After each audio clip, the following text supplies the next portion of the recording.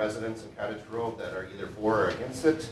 And then we'll close the meeting with kind of a summary conclusion, hopefully a way ahead. Some ground rules: be respectful, open-minded, constructive. I'm asking people try to adhere to a 3-minute time limit per topic, not to include questions and answers or back and forth dialogue, but just to respect everyone's time.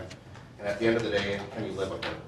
A little disclaimer: it's an informational meeting only. No official action is going to be taken tonight. It is possible, and it is true, that a quorum of the members of the village board and committees are in attendance at this meeting.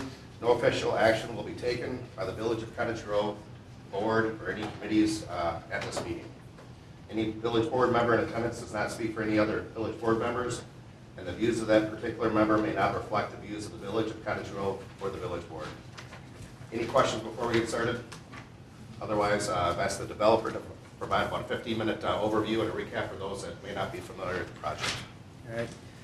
Hi, everybody. I know a lot of you have been here for a long time, so this is going to be a lot of repeat for you, but John asked me to kind of start from the beginning for the people who have come along from, not from the start. So my name's Robert Proctor. This is Jessica Vaughn. I'm the attorney for the landowner and the developer. Harry Sherrod is here. He and his wife, Mary, Harry's in the front row, second chair, is the owner of the property. They bought the property about somewhere around 2012, probably 2013. They're first-time developers. They did their homework. They found a piece of property that was for sale at a very good price. They came to the village, talked to the village, and the village said, yeah, in the comprehensive plan, this is set up to be single-family residential development. So based on that, they purchased it thinking in the future they'd be able to develop it. Because they're a first-time developer, they went and hired professionals because they haven't done it. And John asked me to make a point of kind of explaining our background because there was questions about the fact that they're a newer developer in this type of a subdivision. So JSD Professional Services is where Jessica works. They have 70 employees. They're probably one of the 2 or 3 largest engineering firms in the state. They do subdivisions all over the state. Jessica is a planner with a long background in planning, including all over the country. She's worked in Colorado and a number of municipalities on behalf of the municipalities doing planning. So much like Erin Ruth is here, she would do that in municipalities in Colorado, and she did it for the city of Madison as a planner. Then she took a job doing planning over at JSD. JSD's done hundreds of subdivisions, and the people working on it work on just subdivisions all over the state and all over the area. My background is I'm a development attorney. This is basically all I do. In addition to doing development, I'm the general counsel for the Wisconsin Builders Association. I'm also the government affairs director for the Realtors Association. So I work with almost all of the professionals in both the building industry and in the real estate industry. So some of the developments I've worked on in the last year and a half or so would be in Middleton. I've done the Tumbledown Farm development, the Welcome Home development, the Autumn Reserve development, and the Cardinal Prairie development, all single-family subdivisions. In Verona, I did the Woods at Watch Hill, the Deer Haven Estates, and the Driftless Ridge subdivisions, all single-family. In Madison, just completed the Chapel View subdivision plat. In Fitchburg, did phase 1 and 2 of Stoner Prairie subdivision. That's the Parade of Homes subdivision off of Seminole, and we're starting phase 3 of the subdivision. And in Sun Prairie did the West Prairie Village subdivision. My clients generally are home builders, including I represent Veridian, Encore Homes, William Ryan Homes, Tim O'Brien Homes. It's probably 80 to 90% of the single-family homes built in Dane County are from those builders. So this is what I do, is these type of plats. This is what JSD does. And so when Harry and Mary Sherrod were looking for somebody to help them do it, knowing that this was their first, they hired professionals that have done it. So it wasn't like it was just some new guy on the street developing it. So what then happened is they hired JSD and us to start doing the planning for it. And it started, you might not believe, but back in November 17th of 2016 is when the concept plan came to the village. And originally the concept plan That's just kind of a rough draft. It showed 8,000 to 10,000 square foot lots. Those would be equivalent to a lot of the lots you see in like Tierney Homes in Wanakee, Stoner Prairie. Those lots will be anywhere from 8,000 to 12,000 square feet. They're standard village, city, sewer and water lots, as opposed to town lots that tend to be, that are going to be well and septic, so they're generally bigger lots in the town. So, and when it came forward, they generally said, yeah, it's generally consistent with the plan. They objected to the size of the lots at 8 to 10,000 square foot lots, and so that was one of the things that was changed. It then, since it was so preliminary, it wasn't in the urban service area. So it had to go through the urban service annexation process, which means that the village, because the village is the one that has to do it, applied to the DNR through CARPC, the Capital Area Regional Planning Commission, to have sewer and water approved to be extended to that piece of land. And that was Lee Boucher and Aaron took that through. I was at all the meetings. We even got to go up to the DNR and talk to the DNR about it. But at the end of the day, the urban service amendment was passed by CARPC, well, it was recommended for approval by CARPC and approved by the DNR. So that was the first step in getting the preliminary use. At that level, what you basically have to happen is the CARPC and the DNR have to determine that the development of that property is consistent with the Dane County Water Quality Plan. That's the plan that deals with stormwater runoff, subsurface water, all of those issues, DNR issues. And basically CARPC did the review and the DNR approved it, saying yes, developing this as a single-family subdivision is consistent with the Dane County Water Quality Plan. So that was the first step. Then the concept preliminary plat went to Public Works and the Properties and Public Works and Properties Committee. That's where the roads started getting drawn. So people, you know, like trying to develop roads is not easy. You know, a lot of people have talked about the roads and, you know, somebody compared them to a sock, and I understand that when people look at it, it may seem intuitive to just look at roads, but it's a huge process. So they went there originally, and there was discussions about making sure that bus road intersection lined up, especially with the cemetery there. So eventually, the first version of the road was going to go along the property line, and it was going to curve here and come back, curve around and come back around and come down, much like it should, all the way down. In those discussions, they started talking about making sure that it started to move over, but they wanted to make sure Fundamental became a collector also. This is working with the city's traffic engineer from MSA and the committee at the city the village that deals with all the roads. Eventually, through those discussions, there was 3 meetings there.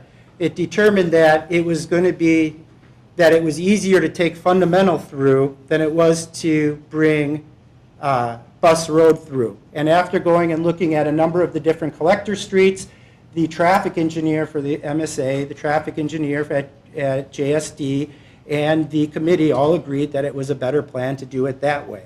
It didn't increase the number of lots.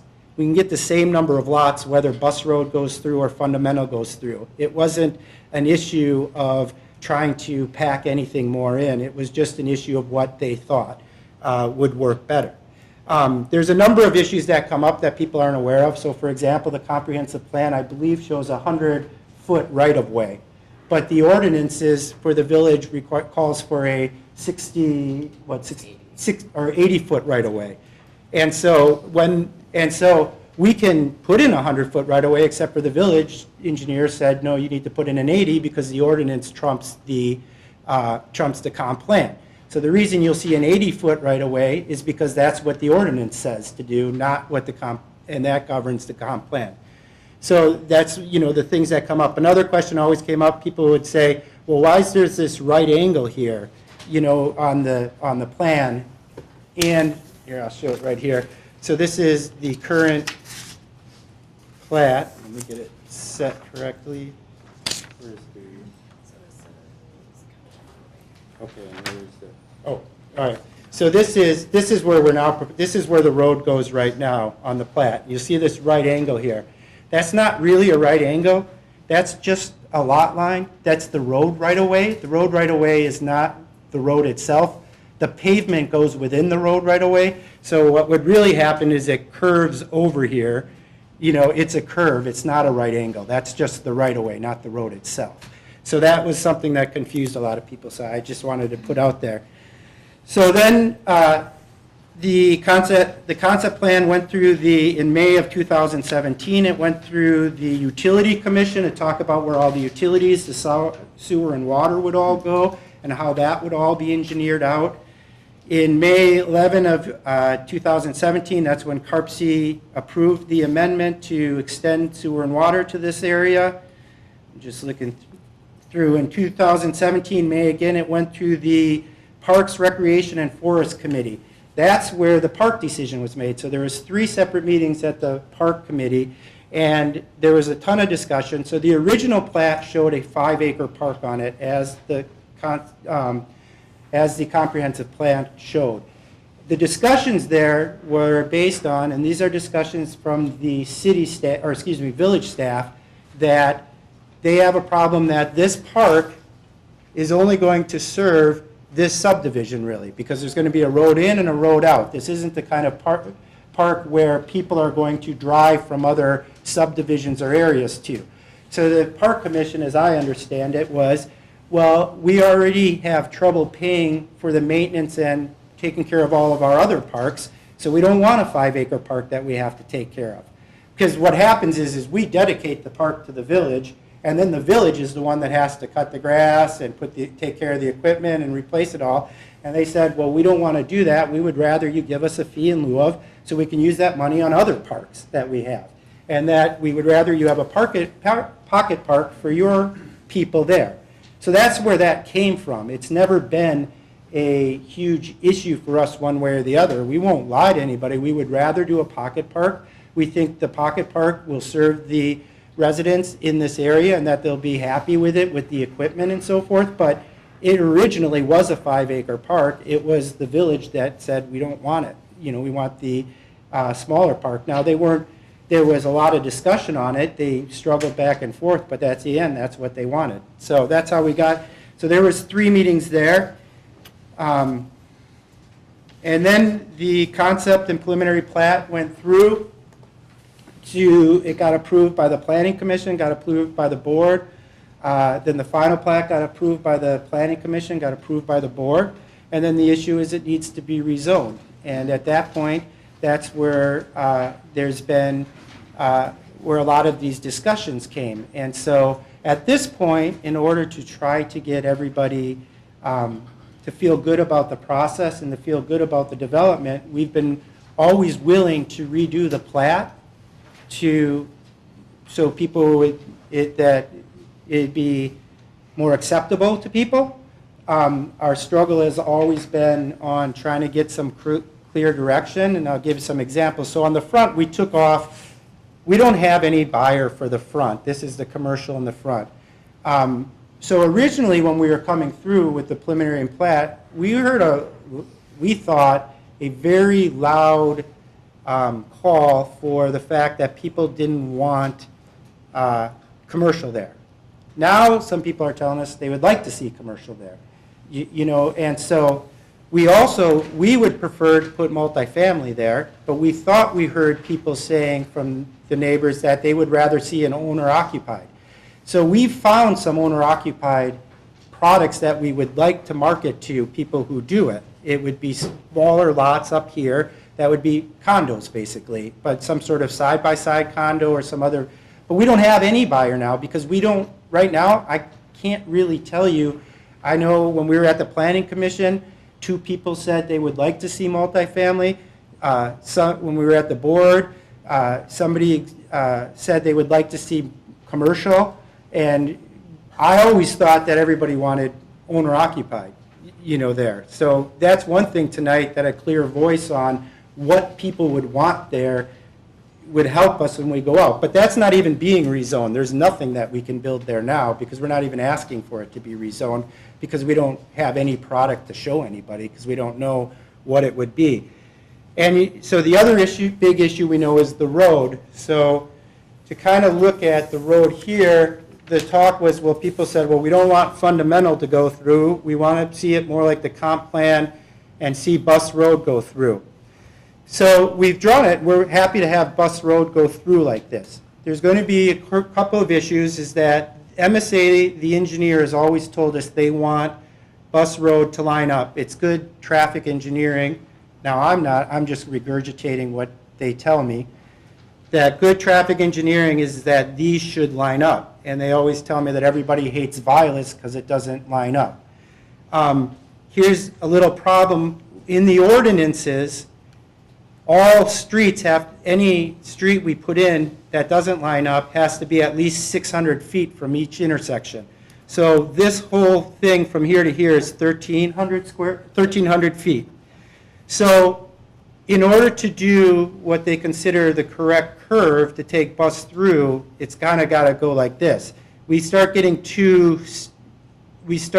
swinging it out too far and going up, we start running into design issues where the traffic engineers say we don't like that. So one thing is, then we could look to, well, can we really move it over this way and offset it? And then the first, so it would kind of be the same curve, but start it over here. The problem with that is we can't fit it in, most likely with the 600 feet that it has to be away from each of the Fundamental and Bus Road on the other side. And it runs into this problem that it's offset, which everybody doesn't like. So, you're coming down Bus Road, you got to take a left here and then take a right, go down 50 yards and take a right. It causes more traffic issues. So, again, on our side, if everybody wanted it there, then we just design around it. It's just, I'm telling people that say, like, when they look at a road and they say, well, this seems like an easy solution, every time the easy solution comes up, we got to run it through the engineering and the traffic and everything, and the response comes back, like from your engineer, is, well, for all reasons, we really want to see this here. So that's kind of like, okay, well, if you want it here, it either has to run like this, or we can take Fundamental through and come it around here. I thought a little of the odd part too, just to get to it, is a lot of people talk about a thoroughfare for a straight shot through. It's kind of ironic to me, because in Fitchburg, and where I do most of my developments, they scream when we try to put through a straight shot, because we like them, because it makes it easy to do square lots and put in our lots. They don't like straight shots because everybody then, it's 25 miles an hour and they do 50. So they usually like to see, they like to see interconnectivity where we connect to everybody, but they like to see it so that when it's a collector street like this, it doesn't become a through street. They would rather see, in this case, and so that's where it's kind of, we can put it in straight. It's just one of the first communities to ask me to put it in straight. Most of them ask me to not do that because they don't want to see the traffic come through. So at this point, I guess we're open to most anything. We've usually asked for guidance on the issue. I know that there's a number of things put on here. So many things are out of our control. So traffic signal and controlled intersection, and Aaron will be able to, and Jessica talked to it more, but there's guidelines and state requirements. Like, you can't just decide to put in a traffic signal. They don't let you. I don't know what they are exactly, but we don't just get to say, well, the public doesn't like the traffic, let's put in a signal. They'll say no. The DOT, or I'm not sure how it works, but I know that. Same with the turn lanes and the number of lanes on the road. That's a huge engineering task. So sidewalks, I don't even know, do we have sidewalks in our subdivision? Okay, so there are sidewalks in our subdivision, so, okay. Bus road going through, we're fine doing whichever road going through, just need direction from the public that the engineers will sign off on. Preserving the woodlands, try to do as much as we can to preserve the woodlands. One issue, if you go in there, there's a ton of dead trees and scrub trees in there. Those all should come out. It will be quite less dense when they come out, when you look at it. They really are just, and so even if we preserve it and somehow figure out a way, like some people talked about, well, why don't you make that the park then?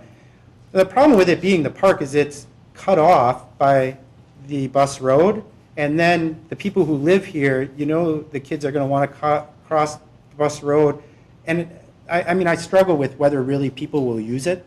You know, like people are really going to go there to walk through those woods, you know, like get across the street or, you know, come up some sort of trail here so they can walk around this little few acre. It's not like there's a trail system is what we usually see when we try to do something like that, but we would be open to figuring something out like that if people really thought it would be used.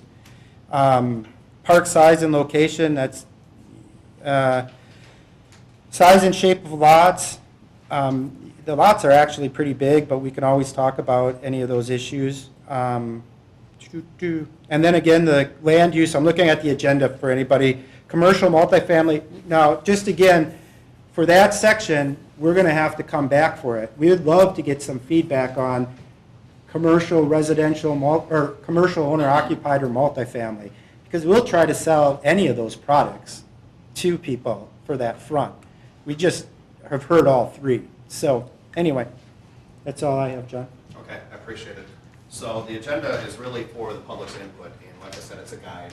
I put together the list of topics I gathered from emails I got from residents, as well as phone calls through planning commission meetings, village board meetings. And that way we kind of stick on one topic, and then once we're done talking, we can agree that we're done on that topic, and we move to the next topic. So we're not going from roads to parks to lot sizes and back and forth, if that makes sense to everyone.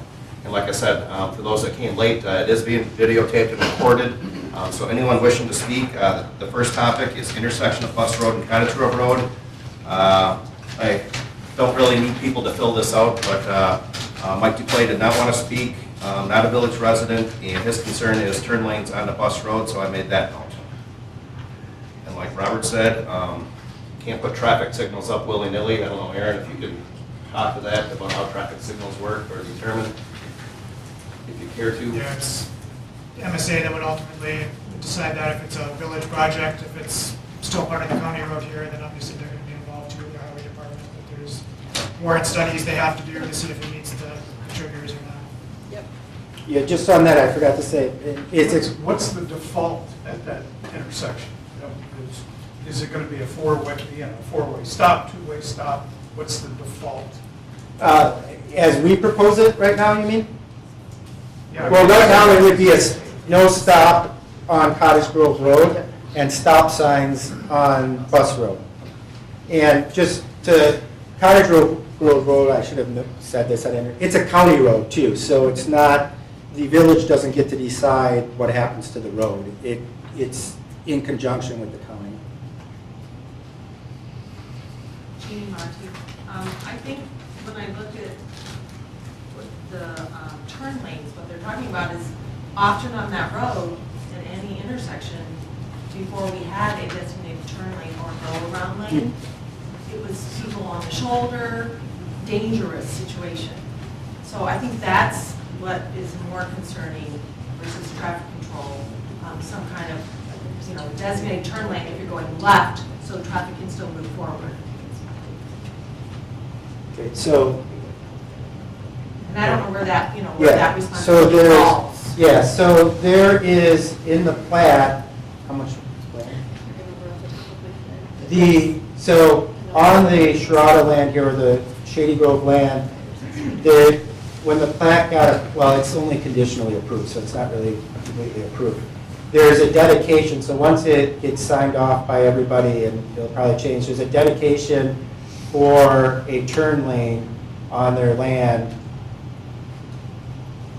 So I don't know how exactly to I think fundamental, because there can't be a turn lane really coming this way, because you have the cemetery there. It's a center turn lane. So there's a center turn lane. Yeah. Okay, so there's a dedication to allow for a center turn lane.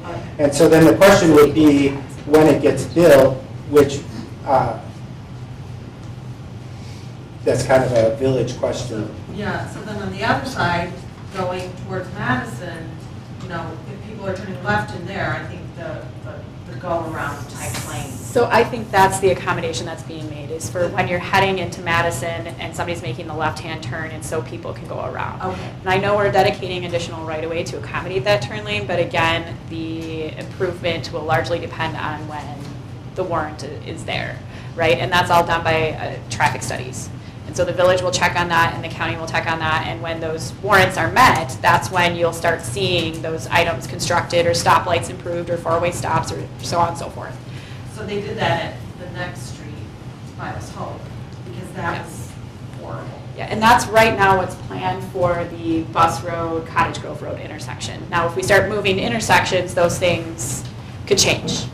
That kind of starts the wheelhouse all over again, so. I have a question about buses coming from the new school toward this intersection. So how are the buses going to make left and right turns on Cottage Grove Road from the new school?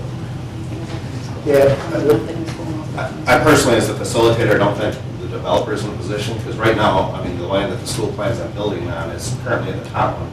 Bus Road's a town road. I mean, at some point, I would assume that the school is going to request annexation into the village. At that point, that's probably when we enter into a discussion about that private flow on But Bus doesn't Road. it affect It where will, Bus Road in my goes opinion. across and into Shady Grove? Yes, in my opinion. And so I'm wondering if we have to shave off the corner of this lot that the school district is trying to acquire, so that Bus Road isn't a 90-degree like it is now. It cuts off the corner so that we can get us straight across and Shady Grove. Yeah, the idea, it's a good point, is, so because of the cemetery here, Bus Road can't line up directly with Right. the bus road on the other side of Cottage Grove Road. Yes, that's. Okay, so we're on the south side, so just a little bit off. And I thought, we've had discussions there, but when this gets developed, the village would likely require that they slide Bus Road over, so assuming that our Bus Road still is here, right here, slide it over so it lines up straight. It might have to curve just a little bit here to do it. But, so that was one of the discussions, but it can't happen until somebody comes in with this piece of land. Because we can't move ours this way because of the cemetery. Part of the pre-planning for the school, they're going to have to do a traffic study to determine how much traffic the school is generating, and also looking at how it would likely develop around there and how that would influence not just that intersection, but all the streets around. There is I don't want to speculate too much. Generally, schools, when they develop, don't like to have a street come in right off of a Cottage Grove. That's why you see Glacial Drumlin coming off over there. They like to have it kind of locked down. It's not so easy in and out. I wouldn't be surprised if you actually see the buses from the new school go through the same pattern and connect into Glacial Drumlin and come out that other way. But we don't know that at all. I'm just saying that you generally don't see schools want to connect to busy county roads. Joe? Yeah, Cottage Grove Road right now is under the jurisdiction of the county, but with the annexation of Shady Grove and the Blair property across the street, it's going to end up being in the jurisdiction. The village will take that over at some point. Well, it's already annexed into the village, so. Right. So the road up to Bus Road will be under the jurisdiction of the village, not the county, correct? Up to Bus Road? It's a county highway. Yeah, it is a county highway, but I think when they do annexations, they only do up to the center line, Well, no, that's not of it, but the county. center line of the road. No, but the whole road came in, but I think Eventually it will like a be. perfect example is PD in Fitchburg. PD in Fitchburg is a county road, running right through Fitchburg. It stays a county road until the municipality agrees to take it over. The reason the municipality doesn't agree to take it over is because they don't want to pay for it. If you read a lot of the paper about what Parisi does, the county executive's office, is they basically say, like they did to Fitchburg, we'll pay to fix your whole road and expand it, but then you agree that to take it over and make it into a village road or a city road, and then you become responsible for all the maintenance going forward. And most of the municipalities say, no, you're the one that gets the state aid for the road, you fix the road. So the day that county road or Cottage Grove Road becomes a village road is the day the village starts paying for all of its upkeep and replacement and taking care of it. So you're going to have Shady Grove on the south side of Cottage Grove Road, that's in the village. You're going to have the property on the north side in the village. I mean, where are the discussions with the county and the village in terms of who's going to take over Cottage Grove Road from Bus Road into Damascus, and who's going to pay for the improvements and so forth. I mean, I assume those discussions are taking place because we're going to be putting, there's going to be a development in Shady Grove, and there's going to need to be improvements to the roads, potentially stoplights and things like that. So I'm assuming discussions with the county have taken place, and we've got this all resolved, or where's that at? I'd say those generally don't happen, especially because the traffic counts that were done by MSA are way within the, I mean, people might not, there's a difference between what the book says and what, you through your driving on it says. So when we say that it doesn't warrant it, not saying that, in your own personal opinion, reasonable opinion, it doesn't warrant it.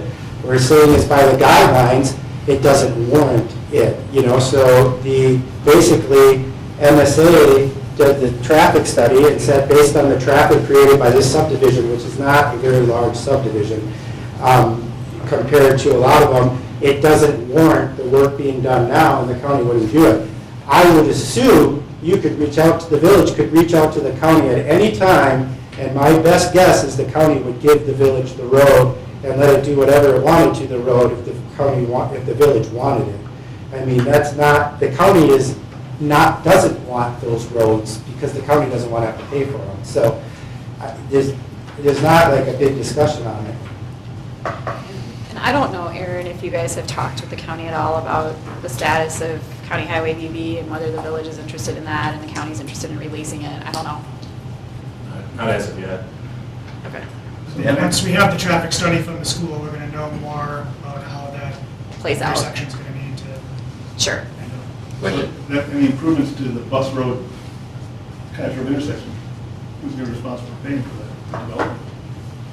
Well, it could be if they have it now, but if the village does it, they generally can specially assess it to the benefited property owners, or they can just pay for it themselves, or if it's a county road, the county pays for it, or sometimes there's a cost sharing, and sometimes there's a state aid for it. So there's a million different ways to do it, but we can't.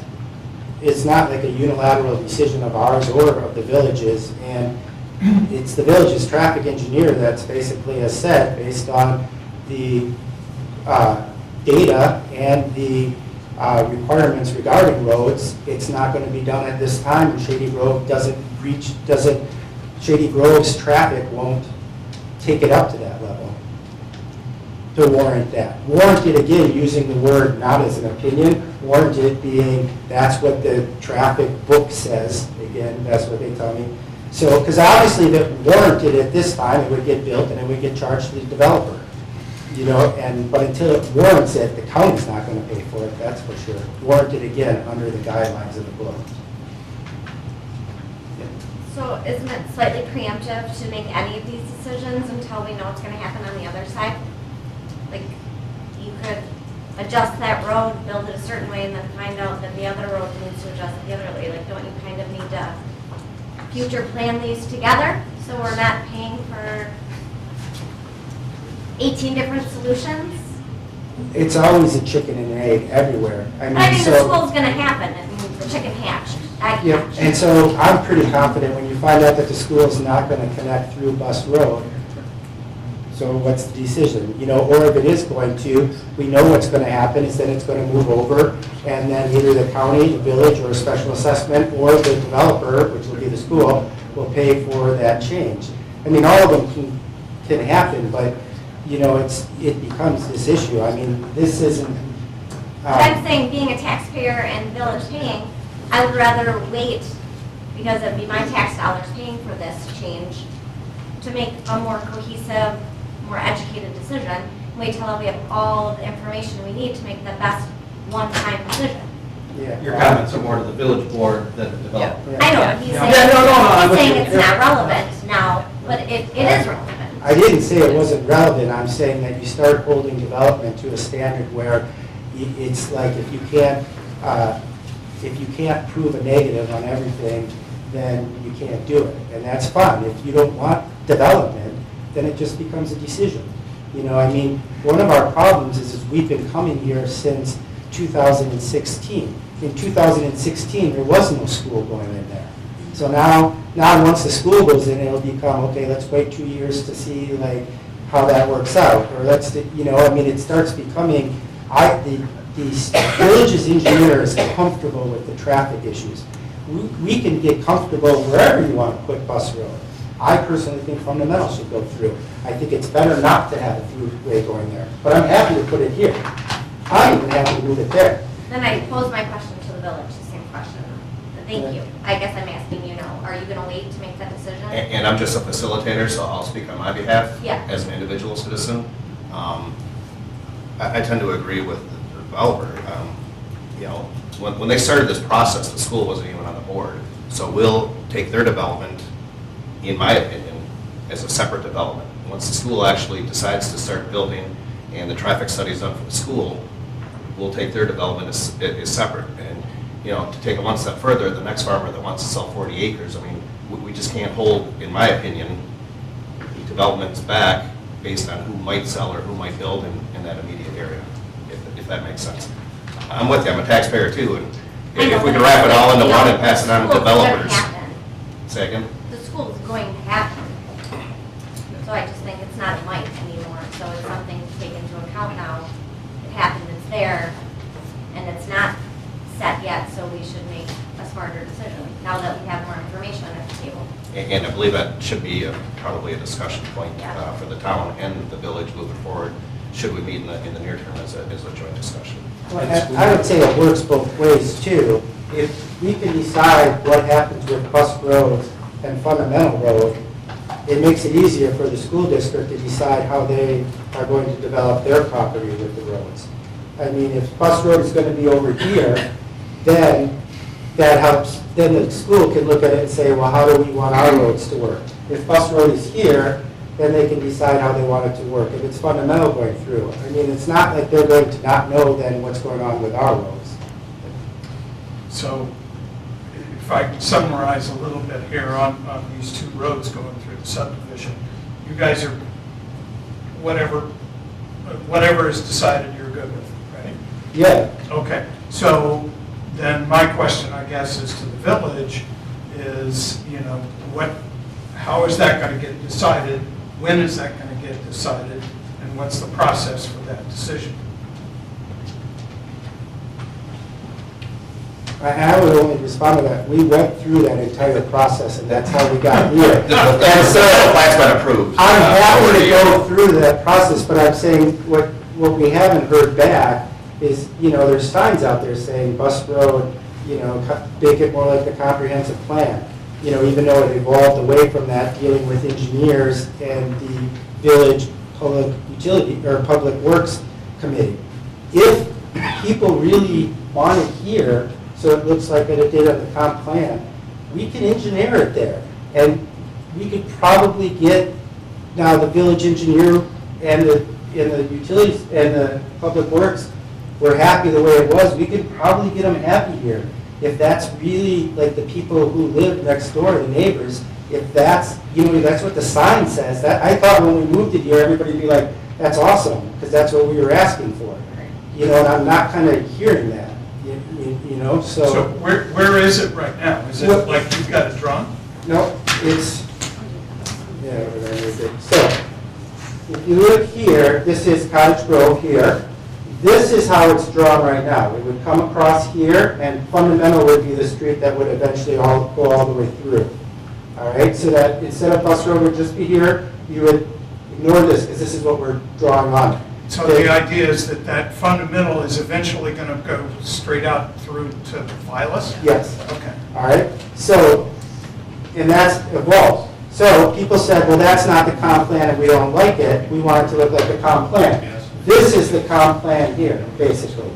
So this road right here doesn't exist right now. This is what we thought people said they wanted. They wanted Bus Road to be like it was on the comp plan, which would come right here. So now we would redo the roads in here. Fundamental would probably not go through. So Fundamental would probably end up here.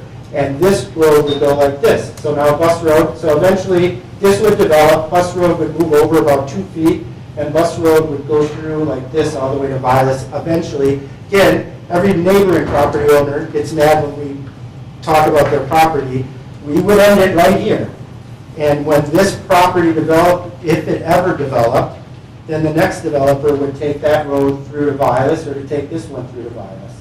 And so our point has always been, and we said it when the plat came through, we said at every point, just tell us, you know, we went through the committees, we went to the engineer, and that's how we ended up with the roads like this. If somebody wants this road, if this is really what people want, is that road going through, like the comp plan, bus road, not fundamental, that's fine. We can move it right here. We can move it here. We can engineer it here. We just don't think your engineer will accept it because of this and this being here and this offset being here. But because some people have said move it over there. We're just saying that, I mean, for us, we could design around that. We just don't think, I don't think it's a good idea, but, I mean, yep, Joe? Yeah, so coming in, approximately where it comes into the subdivision now, maybe over 10, 20, 30 feet, you have to do that. And following the path of your proposed Morning Star. Well, you couldn't do 20 feet over. You'd have to do at least 600 feet over by ordinance. So it'd have to be at least this far over. You can't just move it over a little bit. It's got to be 600 feet from this No, intersection. I'm talking about, you back up and take part of the Blair, the corner of the Blair property would be, This property? okay, you cut the Yeah. corner off, you bring the Yeah. driver up the road, you bring it over, you know, east, and then line up directly in a right angle with Cottage Grove Road, cross over into Shady Grove. Well, we can't. We don't own it. No, I know, Yeah. but, Yeah. or even where you're at, the way you're talking about moving it over 2 feet. You said you can move it over 2 feet, correct? No, well, I'm saying that the village, Future. in the future. I know you can, but in the future. Yeah. Okay, so you can come in, follow the Morning Star Way at least until you get to the eastern edge of the woods and then go straight down along the woods. But what's to prevent a path to Bus Road along that way? Right here? Put back up your aerial photograph. So you want to move it like over here? No, Okay, no, I just want to, just come in as you're coming in straight in now. all right. On Bus Road, crossing over Cottage Grove Road. Yep, Come into the subdivision. yep. Follow, in essence, follow Morning Star Way, what you propose Morning Star Way, but not quite that right angle that you've got. It'd be more of a gradual curve. Yep, yep, come this way, yep. And then go along to the eastern edge of the woods, and then down. Yep. Now, Right not here. having, not having this exaggerated right angle. No, I got you, yeah. A much more gradual Yep, curve between your north-south road along the eastern edge of the woods Yep. and where you enter the subdivision. yeah, so, Much more angle than that. well, it would have to be more like this, because like, you could probably start squeezing it over. It eventually is a thoroughfare, would be the principles. I would only say, when you start talking about the 80-foot right-of-way, in order to avoid the woods, you're gonna need the road over here. And I drew it up on the plot. No, you can, but when you take out, when you build a road, and you're talking about an 80-foot right-of-way, and you start taking it all out, to think that it's going to be it will have a destructive path that's bigger than that, I'm saying. So, I mean, it's fine, I'm just saying that if you think it's gonna come right along the tree line, and there won't be an effect on the tree line here, there will be. You know, No, it's understood that there's Yeah. an effect on the tree line, but Yeah. it's to So save you as much can- of that you woods, to save as much of that So- woods, to draw it that way, to save as just- much of the woods and turn that into the park. I'll just- That's park space. I'll just add on to that. We did come up with this alignment working with the village's engineer. In fact, he drew it out for us practically. Yeah, this one, that The was alignment right is there. based on low points in topography, so we know that it works from that perspective. The other thing that it's consistent with are the curve radii that are required when you start curving a road. And when you start tightening those things up, which is certainly what you would do when you shift things over, as far as you're shifting them, your curve becomes too tight, and that won't be possible. So the whole, to soften those curves, then you have to actually move the actual road intersection. Does that make sense? Yeah, I'm not, So- I'd like to see that data, because I'm not convinced that you've got 340 feet from the point where you cross over If you're- Cottage Grove Road to hit the top end of that woods. It's 340 feet. But the original plat had it coming in and turning hard left originally. Well, and it doesn't With no really, plat. like Robert said, it doesn't really turn hard left. The right-of-way creates those lines, but the But pavement yeah, but it's a section left in turn, there. But that's not a through road, that's a connected road, you know? You see some, So it's a little bit you of a don't get different- curve had drawn it where it appeared to be a sharp Yeah. 90. I think what he's trying to say is that even if it's not truly a 90, that curve is tighter than Than that. curve that we're trying Yeah, to. there's a difference between a left-hand turn road that comes in through here Well, is it- and a straight, and a road Yeah, that's so supposed it to is be a a 90 thorough degree road. turn with. It's not, well, it's a curve road, it's not 90, but wait, to your point, it's a sharp turn, right? Okay. So when the engineer draws and says, so remember, fundamental's not gonna go through anymore, so now bus road is the through road. And they start talking about it draws. Without a doubt, that there will be some give that could try to swing it out further that way, all right? I'm saying that the engineer drew this, and when you start saying that where the play is, it's not going to be likely, it's not as simple. Again, I don't draw, and I'm welcome, and the engineer's not here. We're more than happy, you all sit down with the engineer and have it drawn like this, and he signs off on it, or less, I'm not trying to, signs off on it, we'll design around it, Now, as to the park, I still stress to you guys, I don't think the park committee wants it. And who's gonna go there with your through road, knocking it, disconnecting it? Is it the town subdivision people are gonna walk over there and use it? Do you know? want to close out this Can I show a topic and move on picture? to a next, or? Are we still on the intersection of Bus Road and Cottage Grove Road? I Or would did we just- move on to Bus Road straight through, which it sounded like we did? Yeah, I think we're on topic 2 and 3. And Okay, I would and so just 2 note and 3, that- they all kind of intertwine, so right now, Bus Road going straight through / preserving the woodlands. Are you watching time too, because it's about 7:15? Yep, yeah, and it's just a guide, I mean, Yeah, I hopefully we know. can wrap this up in 2 hours, but if we need to go a little bit longer, I just want everyone to Do get you their have a thoughts. document reader up there that I can show a picture? Right there. That's right there. Okay, awesome. So this is just for inspiration. Yes, or perspiration, somebody suggested, I guess I would put it upside down. Okay. So, I'm just challenging everybody to think forward at what is possible and what we could make that would be really incredible and beautiful for the community.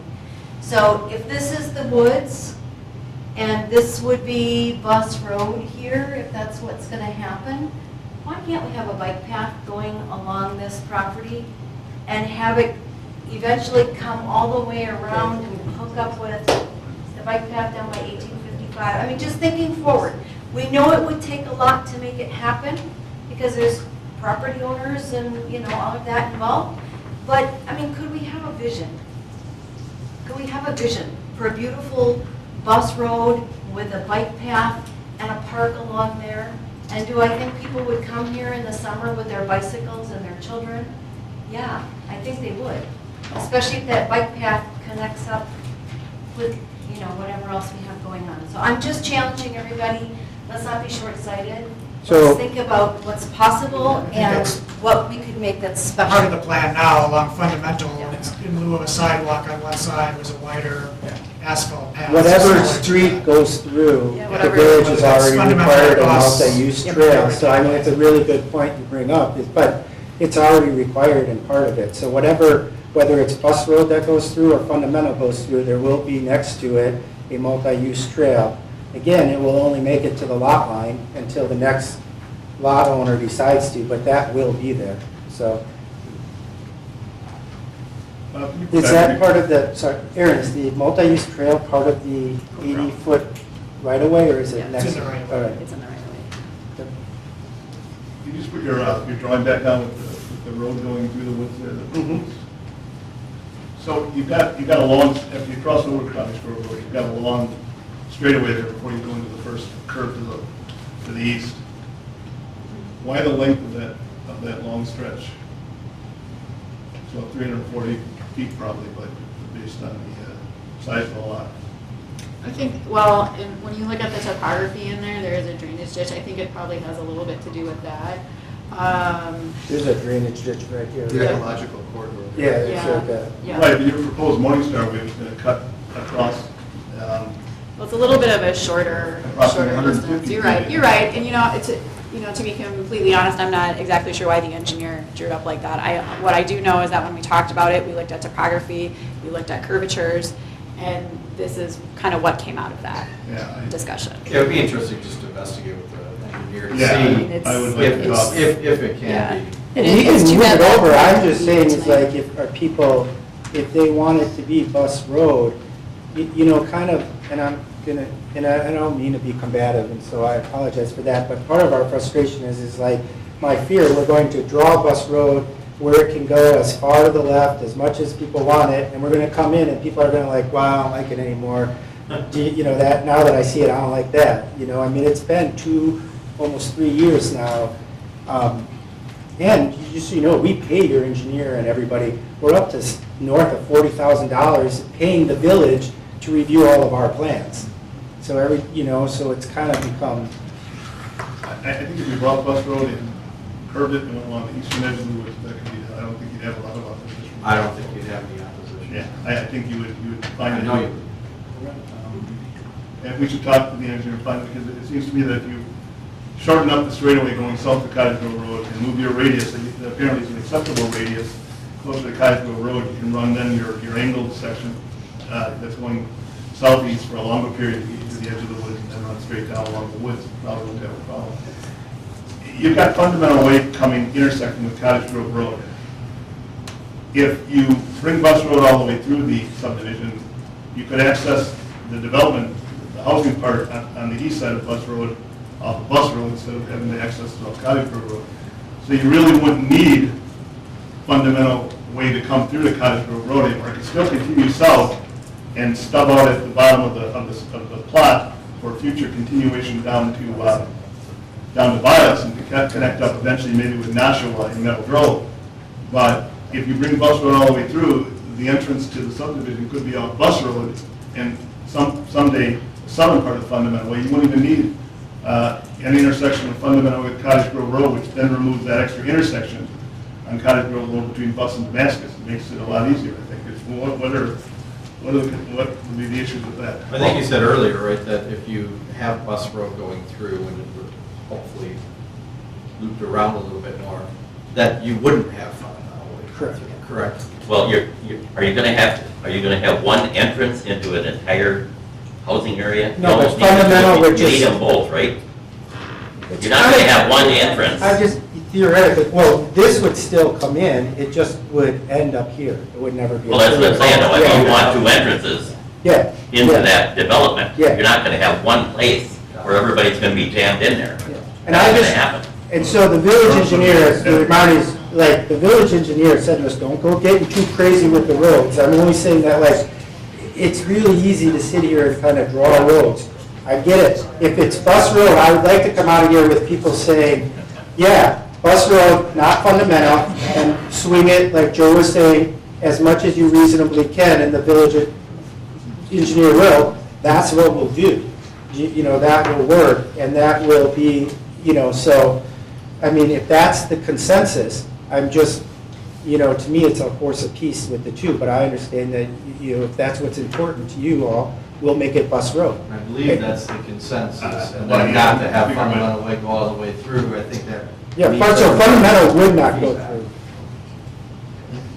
I guess Fundamental is not, for me, it's not an issue. I think whether it went through or not isn't as critical as Bus Road, swing to the east and running along the tree line. And to the extent that we can work with the village engineer to find out what the problems are, why it can't be done. Well, it can be, I think this you would, can be done, it's only what the angles look like. I And that's think you fine. would, I think you would have a lot less opposition if it went down that. Is there a lot of opposition in here? The way it's set up right there? Going through the woods? Well, I don't know. I mean, you're going to have to go through some woods somewhere Right. in this whole development. If there's houses there, or if there's a road. Yeah, the goal is to preserve as much of it as possible. A lot of turn it's and not turn worth much of anything, most of the woods in there. And move the park there, please. Well, the other point is, do you need a park? Do you need a park in there? Well, you preserve the woods, probably. But you're talking about the fact that, you can't keep the parks up we got. if you're making it, if you're preserving the woods, the whole point of it is to make it the park. It could be a walking park, like they have in Oak. Yeah. You know, right behind that public works building. Yeah, it's goes not- through the yeah. woods, It's very low maintenance, you have to cut a few trees. Yeah, I agree with that. Could be a lot of Makes things, sense. you know, the Trails all through it. I think that's the vision, at least based on conversations with various individuals. Other plans for houses on Bus Road on one side, two sides? Well, it would be to have on two sides. I mean, if we were going to try to move the park over here, we'd have to see what the park commission would want. I mean, again, remember, a park is dedicated, so the park commission was kind of the people who said, a second, so, you know, the park has always been kind of thrown on us as like what we want. And there's a park committee that says they don't want to maintain a park that's really going to basically serve this subdivision. So if we were going to put 5 acres somewhere over here for a park, it's getting dedicated to the village. It's, you know, so what the village wants to do with it then would be the village's deal. Is that one of the takeaway then, to talk to the Parks Committee and at least pitch it to them to see Yep, I got the road was to... It's gonna have to go back through all. Yes. Okay. So basically what I've gathered is consensus from this group is to have bus go through to the greatest extent possible around the woodlands, potentially using the woodlands as preserve the woods as a potential walking park. And I think I heard earlier that there's already plans for a bike path to go through the subdivision and connect. Good? I guess Where does that leave the children who will live there? Where will they go? If they want to park, I mean, maybe, you know, not every neighborhood does, but the plan was to have one, right? Yeah, well, the plan is to have one right here with playground equipment and stuff for the kids to play on there. And that's kind of what the park committee, and you know, that's enough. If the people, I mean, it's what the village wants. I struggle, because it was said, that's mostly scrub trees and dead trees. There's some nice trees in there. There would be some nice shade in there. And it's nice we can put the park there, but there's not going to be playground equipment, and then the village will maintain whatever's there. But I mean, I worry, I don't like having a park cut off by a main thoroughfare, because that means your hope is that they'll walk down here, cross Bus Road, get onto the trail, and then come over here to use it, as opposed to just running across Bus Road, but. Well, until Bus Road, it's just going to be stubbed out until the board property is developed. So it's not going to be a thoroughfare until, I mean, the whole idea here is to preserve as a potential thoroughfare down to Vilas and beyond at some point in the future when we're all. Yeah, but you're kind of cake and eat it too. The idea is to do all the roads for the future and know what's going to happen, except for when it comes time to design the park, then it's like, well, let's just deal with what's here now. Right, but it's not going to have traffic, going through with it until the board property is developed. So access to the woodlands of the park, or having some park equipment in a clearing in the woods, crossing over Bus Road isn't going to be a busy road. Once it goes through, the development to the south will be developed. And to the extent that the woodlands now becomes less accessible, because Bus Road is extended through and becomes much more of a thoroughfare, access to a park in the southern development could then be used to satisfy what you've lost when Bus Road goes through and access to the woods becomes a little more problematic across the busy roads. But in the interim, Bus Road, it's not going to have a lot of traffic because it stubs out, right? You're drawing up development on the back of a napkin here. And Yeah, I am, if you guys want it there, again, I've struggled. We think the best place for the park is what went through the Parks Committee and where it was. It was super vetted. It's what the kids would actually use in the neighborhood. It's safer. We're coming here, people want to preserve the woodlands. We'll clean out the brush, get rid of the crap in the woodlands. We'll put Bus Road through. We'll put 5 or whatever the acre park is that the Park Commission wants, and the Park Commission will accept, and it'll be there. I mean, you don't need to convince us. We've given up. We've told you what we think is the best. We will live, if that's really what the village board and the village wants and the village park committee wants, we will design that. I've never been in a situation where I've redesigned an entire plat, 2.5 years later on something that's gone through vetted based on people kind of drawing on the back of a napkin, but we'll do it. I mean, people are making assumptions that that's how it will play out. Maybe it will, I hope you're right. I really hope that this will go through then and be a bike trail and people will truly use these woods here and picnic there and it will all be good and this will work. I've done a lot of these subdivisions. I mean, I don't know. You guys have a park in the neighborhood, in the town. How full is it? I don't, you know, so you probably know better than us. Summertime so- used a lot. Yeah, so. Mike, you own the other half of the woods. Is it all scrub brush and dead trees, or is it? But you can is see it it. Yeah, you can see it yourself. We're not, I mean, there's good trees in there, we're scrubbing, there's Yeah, stuff. I mean, it's a mix. Yeah. But it's good woods. There's some huge Yeah. oak trees there. Oh, yeah, we try to save them all, and the village actually put in our covenants that we have to save as many of those trees as we can, and in order to take them down, we generally have to get permission over a certain diameter. So, I That's mean. the other way to kind of save the woods as opposed to putting them in a park, is making them part of somebody's backyard, but they're deed restricted, that they Yeah, have because to they go already downstairs are, the front, so. and they can't. But I remember that when I was on the village board and when we had the development across from the pig, and that was the general guideline as well, and almost everything was wiped out. Quite a bit of it was. Jeff, do you have something? Quick question. So I think in everybody's mind here, they're thinking that if we move us over at that angle, that there's, all this wood's going to be preserved. Well, are those woods more than or less than 5 acres? I mean, because it's 17, so really it's only going to be, can you kind of draw like an idea, corner of what the park would actually be? So this I made a mess of it. you did like what you wanted. Because it's not going to be everything you see on the right side. There's going to be houses. That's probably would be the preserved area. Okay. So then, realistically, as you guys. I mean, it could be a little bit further. Are you going to try to put homes in on the west side of Buston? In front of the Probably, park? yeah, wherever, Okay. we'd have to fit the park in the lots and. So it would be better than to have bus go up and follow and then have that in the park. Does that make sense? Yeah, it could make, I mean, we can get the park in there. I'm Right. not convinced that the park committee, I mean, they may Sure, sign no, off on but it. I'm I'm not not- sure that they think that. I'm not saying that's the Yeah. right thing to do either, Yeah. but instead of moving bus over to preserve the woods, we're still going to lose some of the woods because you're going to put houses in there. And then the park. Does that make sense? My Yeah, question. yeah, exactly. Well, we'll probably preserve almost as many trees where the housing goes as the park will, because it will get cleaned out, and it'll be nicer cleaned out. I mean, you generally don't leave scrub and dead trees in there, yeah, so that, you know, so. How much Yeah. space does the Sorry, village? can I get ready? He's been waiting, and I keep, sorry, I don't mean to interrupt. I'm looking at this kind of simple, like, and what's wrong with continuing Bus Road straight ahead and then down to Vilas, because it costs money to build roads, and that's the shortest route from Vilas to Cottage Grove Road, straight through. Yeah, to take out the trees. Right, but you just have that for the road, and forget about going through Shady Grove, because who, if he's making a commute between Cottage Grove and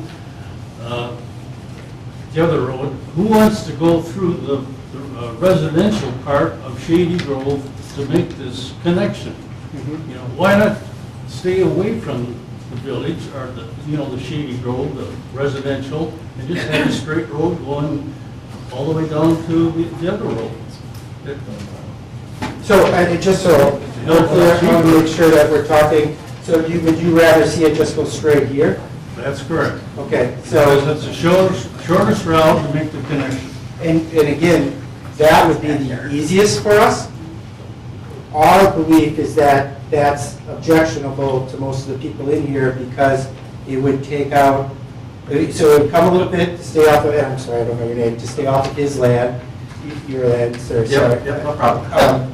And it come right here, we would be more than happy to do that, my understanding. That would take that's out simple. all those trees, but Yeah.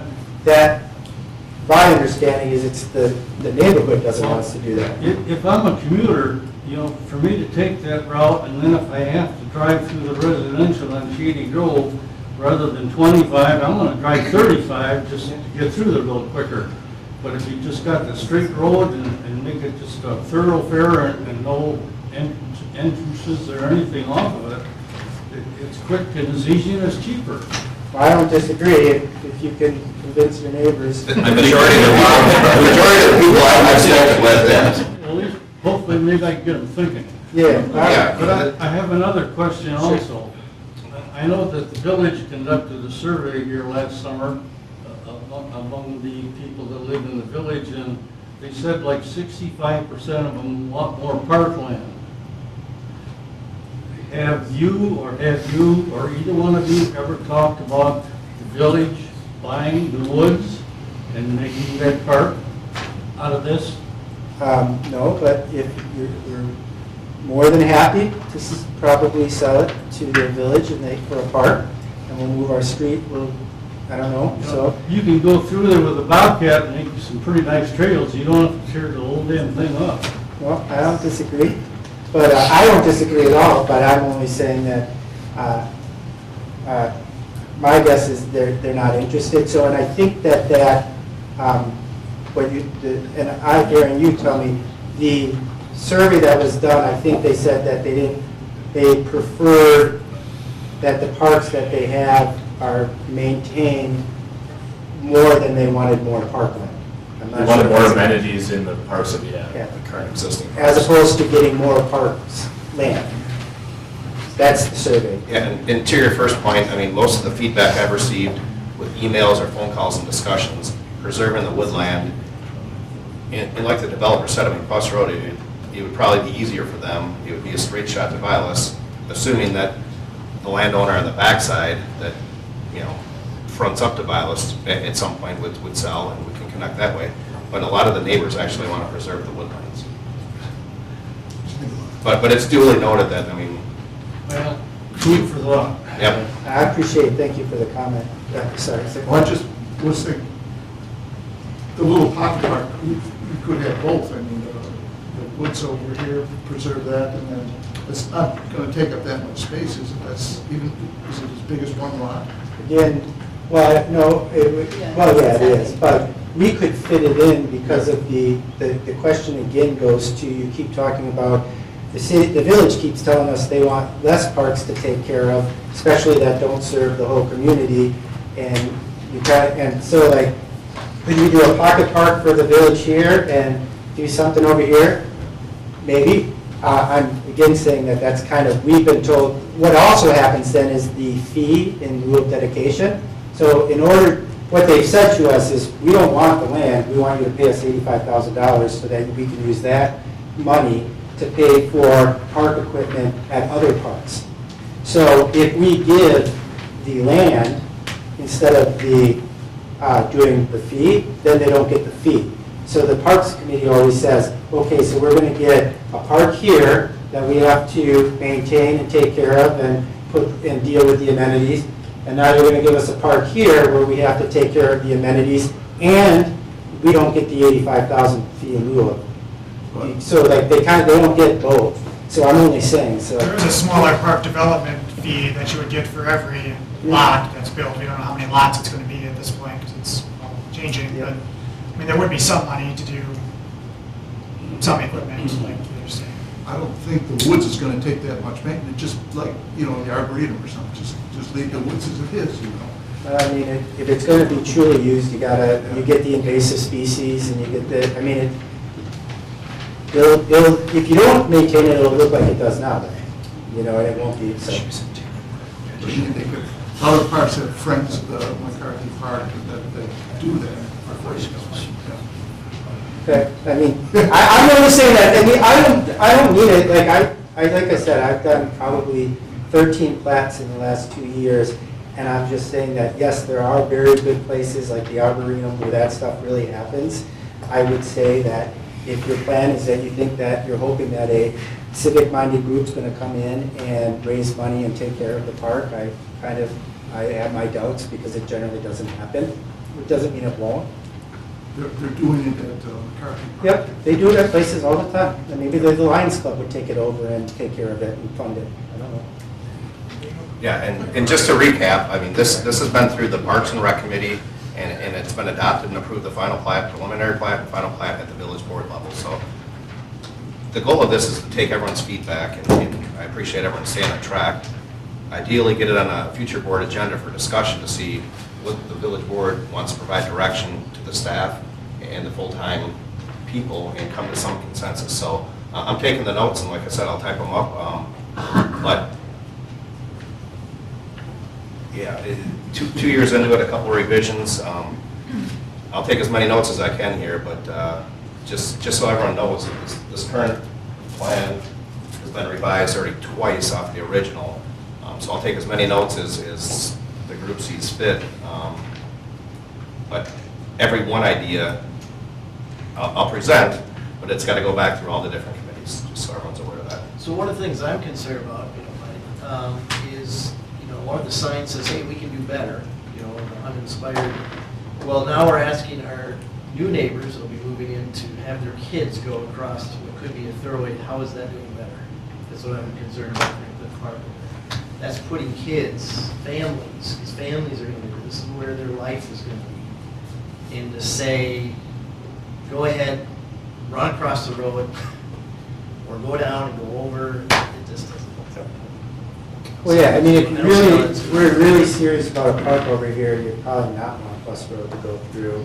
You'd have it come over and Fundamental go through and then have some connection over here, because then you wouldn't have, but that's, again,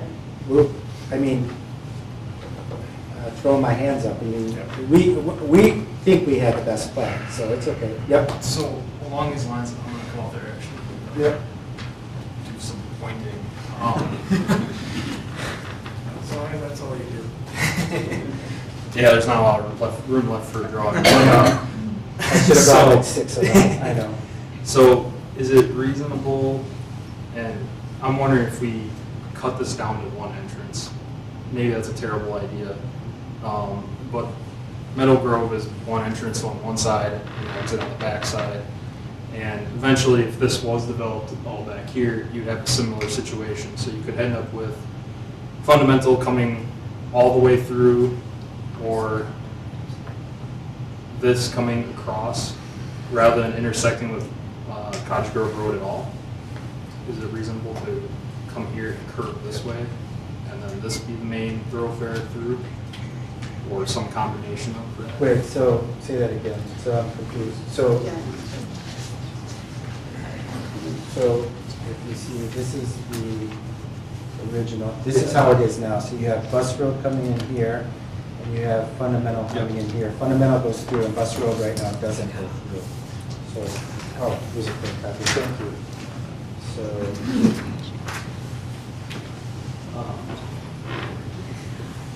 So rather than having an intersection of Bus Road up here, that it would, maybe you could come this way. So right now this it way. goes this way. Right. All right. So on our plat, this Yeah. isn't here. It just comes this way. Oh, I see what And you're then saying. Fundamental comes all the way through. Okay. And so this is not. So So taking kind of this concept through this road. yeah, this is what we're Yeah. proposing, some sort of this based on So- people wanting Bus Road to go through. And I'm completely ignoring the lot lines, Yeah, I got obviously, you. but doing something along these lines and not having this here at all. Well, And then extending this through as the thoroughfare in the future, so that you can use these woods as a park. There isn't a major amount of traffic on this. you could. Now, the comp plan has bus, so I would only say, I'm aware. there's a lot of different road things that'll work. What you're asking for is just kind of different what I thought the consensus was asking. Like, so it could work that way. It just, becomes, it's not really any different than what we're, showing here, other than you just get rid of no bus roads, which is totally different than the comp plan. Well, I think his suggestion, I think, is trying to counter the Yep. So you don't have, the busy road Yeah. next to the park. Yeah, except for we can't, and our only thing is that, so what he's saying is don't put bus road through. which is what we have right now. So if right now, we don't have bus road going through, we could have a little park over here, or a park over here instead of over here. And now you don't have bus road going through, you don't have the problem of people having to go, but then the problem is that we just got off of the idea of that bus road, everybody wanted bus road through. So it's kind of like either bus road goes through or it doesn't go through. So, now we get it's kind of the problem with designing the plat. It's pop-a-bone, it's like, so you say, so I've always struggled, like, it's kind of the woods or bus road. You kind of don't, it's hard to have both. And I think Mike and I would say it's not that hard to have both. You just- Okay, but then you have the kids, then you have the people crossing bus road. I think bus road, until, it's not going to be any different in the subdivision until it continues, until the port property is developed. And you said we'll design it that way. So crossing over it to get to the park is going to be no different than folks crossing over Fundamental Way or any other streets. No, and I would tell you, Joe, you gotta convince them. I can live with So I'm this. saying getting to If the that's park in the what, woods if is that's, going to be a problem until bus road gets extended, at which point traffic will then start to flow. At that point, bus road is extended. The subdivision below will be developed, and it could have another park to complement the park, to complement the woods on that side. Bus road's going to continue through, the traffic's going to pick up, but you could have another park in the northeast corner of that subdivision, and you still have the woods. So I don't see crossing over bus road with it stubbed out at the bottom end as being this huge traffic. It's no different than any other road in the subdivision. well, I'd struggle because you have bus, where it's bus road's the most important throughway in the It entire is world, important. and then it's not. Well, it is. But I don't care, Joe, I don't wanna argue with you on it. I'm fine with your plan I'm just trying to- if everybody else is fine with the plan. Let Our me problem has have become, take it. Yeah. So, I mean, the consensus in the room, and I totally get what you're saying, that you just want one entrance in there and use Fundamental Way, but what I gathered is the consensus is bus road, skirting the woodlines to the east, preserving the woodlands as much as possible, and potentially asking the Park and Rec Committee to consider both, I call it a postage stamp park, as well as the Woodsboro Park. yeah, and I just remind you, when we go to them, then they're gonna lose their fee in lieu of it. It's gonna be a Yes. big deal to them, so it's gonna be your guys' And that'll be the decision. village board decision to give back to the And committee. only because I'm frustrated, I just remind everybody, when the plat was up, we told everybody we would do that to Bus Road at the time. That we would have put it through when the plat came up. And like we said, we'll table it, and if we get enough, and if you tell us we're gonna have enough votes to get approved on the zoning with the plat, we will put Bus Road through. And, so it's a little kind of frustrating that it's now, but we're fine, we'll put Bus Road through if that's, what it takes. And so let me just ask the question, can everyone live with Bus Road going through, going to the east of the woodlands, and then stopping as a potential thoroughfare to Vilas if the landowner, losing direction here, on Vilas Road, decides to sell and develop? Can everyone live with that? Do a show I of can live hands. with it. Why don't you do a show of hands, who's in favor of it? Okay, who's in favor of Bus Road going, as drawn right there, skirting the woodlands to the east and being the main thoroughfare, T-in right there at the property line? Who's in favor of that?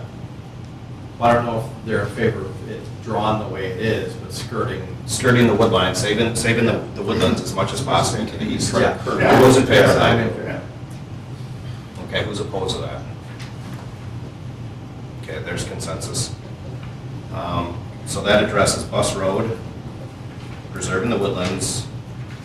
Sounds like we have two options for the park size and location that the board will have to decide whether we go back to the Parks and Rec Committee. The one potential lot that's dedicated for parkland and woodlands, with the understanding that fees in lieu of would be reduced because they're donated land. We kind of skipped over number 4. At one point, there was a concern about increased traffic on Vilas Road. I don't want to get too much into it, but right now, I mean, it stops right there in that subdevelopment. So I don't even know if anyone wants to talk about that. No. Okay. Oh, I have one question. With bringing the village water and sewer up to that, are you at all going to be applying pressure to the farmland that butts up to Vilas to somehow string it through to something else? And then they're going to be forced to develop? They would have to come to us. forced to develop Okay. anyway. Force people to develop. I don't think It's it's in the the urban landowner's service rights area. No. to annex into the But if village or you're gonna not. cut through because we're bringing the lines no matter what, that person has to pay for it to cross the property. They don't get much of a say to say no, right? It won't If you cross need it, to it run won't the cross water property. through it, It's going right down BB. no, I'm not saying that. I'm saying eventually. That's an easement between the landowner and the Okay. village or town, whatever. The reality is that landowner would have to go through everything we did, which would be an annexation into the village, an annexation into the urban service area, through the CARPC approval for water, and they, like all developers, because at that point, the farmer would be selling it to a developer, the village would require the developer to pay to have it all put in, and then the developer gives it to the city, dedicates it to the village. So, If it gets annexed. yeah, all the, yeah. But nobody can force, well, the village and the town could condemn the property, and if, I mean, I don't see it ever happening, and put it in themselves, so. but- Okay, so I think we have consensus through to number 5. Number 6 is a topic, size and shape of lots and neighborhood transition plan. Could, I know you can do it, but what about the possibility of laying out your lots just like Meadow Grove has it right now? Larger lots, it's better homes, and the corridor going from Madison into Cottage Grove, having nice lots face the road rather than the back end of some duplex or something like that, or commercial building. The problem with putting single-family lots on BB is people generally don't want to buy them because they abut onto the road. The 10 to 12,000 square foot lots that we're talking about, and we may try to play with them a little bit to see if we can make people happier, are big lots. I mean, like, so, I said it before, Wanakee, the Parade of Homes, the Tierney Homes properties that everybody loves to throw out there, those are 8,500 to about 14,000 square foot lots, depending on which ones. Most of them are going to be smaller than our lots with 6,000 square foot houses on it. These lots and houses are going to, like, we can sell all these lots right now if we get it approved. We already know that. And Kyle Broom's here, he's a realtor. I mean, these are nice sized lots. They're sewer and water lots. When you see the town lots, those are well and septic lots. At some point, you know, they're required to be well and septic. They don't have sewer and water, and they're required to be bigger. I mean, this is consistent with the rest of the village, these lots. Most of the people in the village live on lots this size, you know, right in these, so. I think we're talking about the transition on the east side of Fundamental Way, where it backs up to that 60-foot easement Yeah, to the lots then in Meadow Grove. yeah, so, And the Coke pipeline runs adjacent to that. yeah, so there's already, so there's the Coke pipeline, so there's already gonna be, and how wide is that? 60 feet. 60 feet, so there's already gonna be 60 feet before even the housing lots can start, so, because the Coke pipeline's there. We can look at doing a little bit with the lots there. I'm just kind of gonna say, we have some ideas, I just don't wanna oversell them all. They're not gonna be 2-acre lots, you know, but we could probably increase the width of the lots a little bit, you know, and maybe remove one or change a little someplace, so. That would be really helpful. When you look at the interior of your plat, all of your lots align beautifully. But behind the homes along Meadow Grove that are adjacent, there would be 2 to 2.5 homes and lots behind each of those homes. I don't think aesthetically that's going to look good from either vantage point, and a 60-feet buffer is really not much of a transition. So Well, there'll be 60 feet plus then the stuff, I mean, it's gonna be, but, and there's trees and shading that is in there right now that we see, but we put more, but we will work on that transition. I only don't want to oversell it, you know, we're not going to turn it into 2-acre town-style lots. But Now, as we the will work on developer, do you feel that those lots that are on the east side of that is going to be as desirable as all your interior? Because, I mean, when that Coke pipeline went in, Yep. we didn't have a say in it. it. Yep. are those more, is that gonna be a harder sell for you? Almost be better, right? Because you got I would 60 think so. extra feet of, 60 extra feet of green space. Yeah, so, but I will say, I wouldn't be surprised if there are one-off people that say, I don't want to live next to a transmission line, gas line.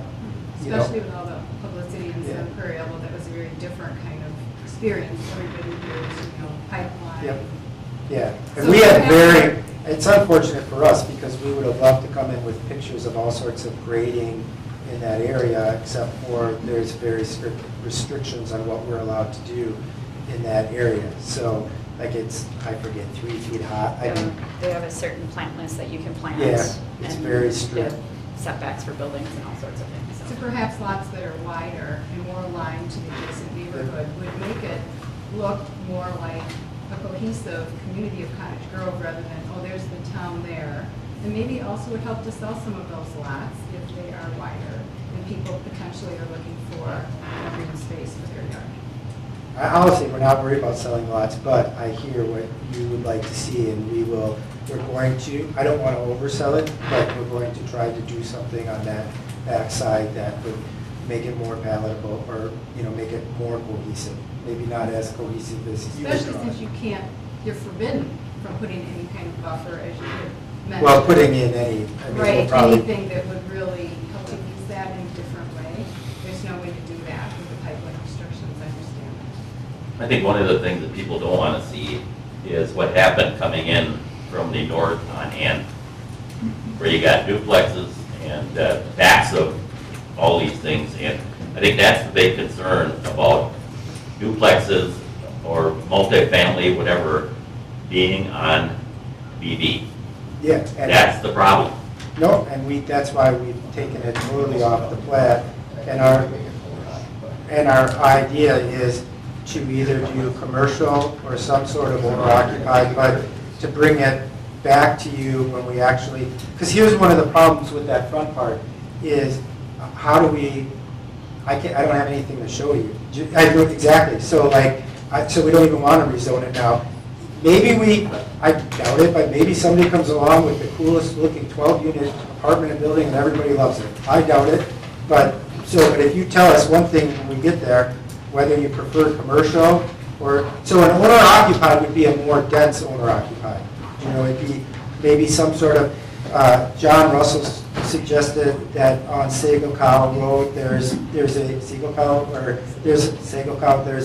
but I know that there's a number of them going in Fitchburg. North Point Builders has a product out there, a number of others that are owner-occupied, single-family, kind of long lots that are intended for that kind of use there. So, but the problem is that I've heard both commercial and single-family.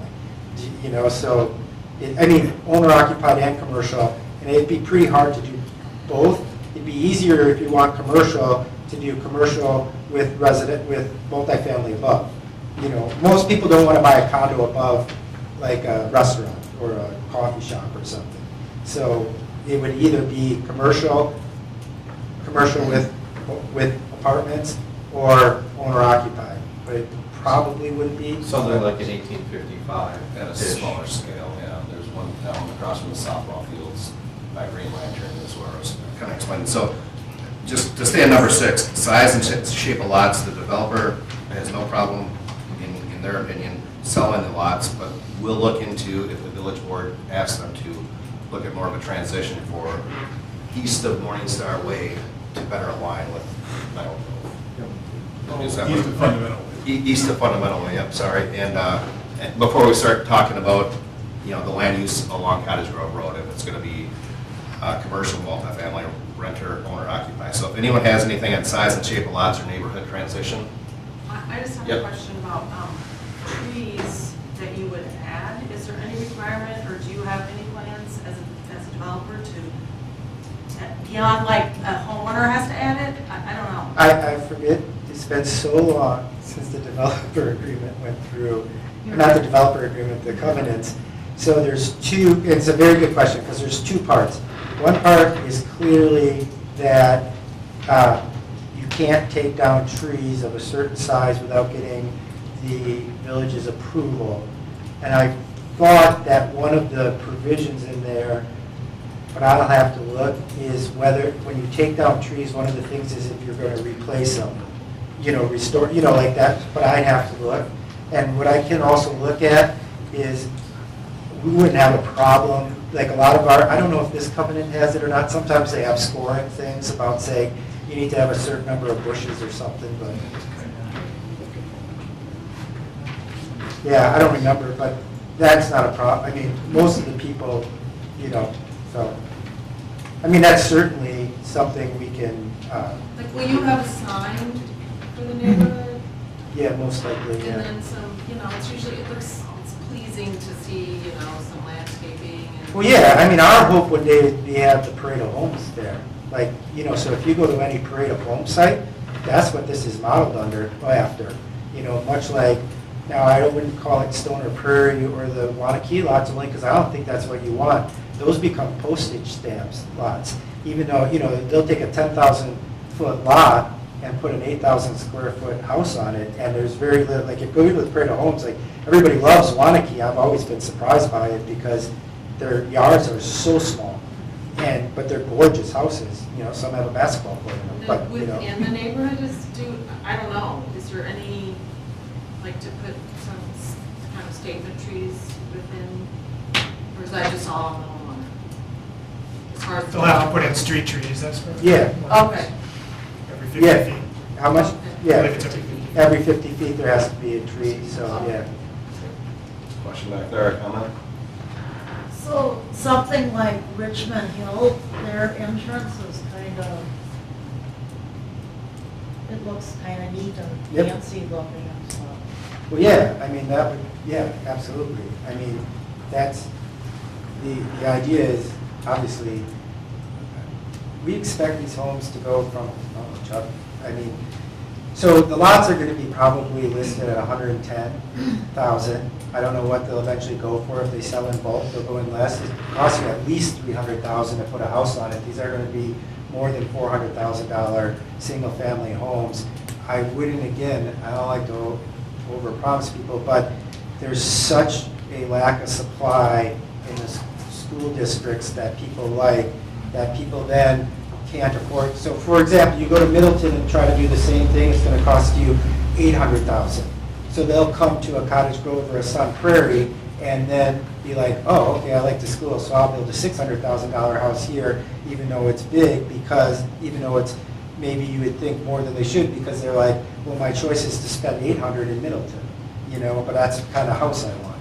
So, because the lots in Fitchburg are going for $200,000. Stoner Prairie, which I did, which are, 10,000 square foot lots, are going for $190,000 a lot. The housing there's houses in there that are $1 million houses. So to say that we're pretty confident that we'll have 400,000 to 600,000 houses in the Cottage Grove School District is not and we've already had almost LOIs to buy all the lots when they get approved. We can So, just go up behind Glacial Drumlin and see those homes. yeah. Was there another hand in the back? I was just going to tell Mike that the price per square foot on building doesn't matter if it's in the middle of a subdivision or on Cottage Grove Road. So the problem with what you're saying in your theory is that costs will exceed what the value would bring back to that, and that's why they try to add densities to those locations. And plus, as on a banking level, they try to look at proximity for comparables, and there's just not enough turnover in your subdivision to look for comparables, so they start to look at surrounding, and if the surrounding properties are going to be $300,000 to $500,000, and your guys' average assessment is hovering around $200,000 right now, actually building is going to increase value for your subdivision rather than take value away. Okay, so we talked about the transition plan, question on trees, neighborhood signs. The developers most likely would like to put Shady Grove at the entrance like we have throughout the village. And they're looking to possibly a transition east of Fundamental Way, if there's anything that they can do better there. That'll take us on to number 7, which is land use along Cottage Grove Road. I think I heard use Highway N coming in from the interstate as an example of what not to do during a certain stretch of that. Is there any other, the topics under there is commercial, multifamily, and renter versus owner occupied. Yes. I actually, and I don't know that it has to be specifically for this one, but I kind of think it does. I think Cottage Grove is killing all of our commercial space. We have so much left, like not left of the downtown anymore. We're putting apartment buildings right up to it, duplexes right up to it, that our town is gonna have to be built up in a cornfield out by Summit. There's not gonna be a downtown Cottage Grove anymore. We have to start putting commercial space in somewhere. Like it would be nice to get a restaurant or a coffee shop or something like that added, besides, you know, a daycare and a gas station. And I think like we're killing, like if we keep building apartment buildings like across from the pig, that apartment building and not one commercial on the bottom, that was disastrous. That's such the downtown location and we lost all that commercial space. Like we're a commuter town. We have nothing to offer all these $600,000 homes. We have to start putting stores or something in it, and it's so close to the actual main intersection of Cottage Grove. Like, we can't just keep giving it away.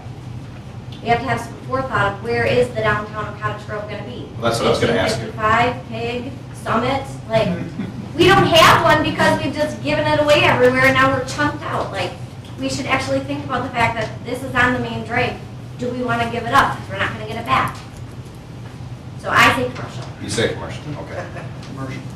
Can you comment on the marketability of 1855 properties, or properties where you talked about commercial on the bottom, coffee shops, restaurants, so forth, with apartments above? I mean, you view that as something that would be long term. I mean, the reality is so, for example, I represent a lot of retail, so an example is like the Meineke that you have here.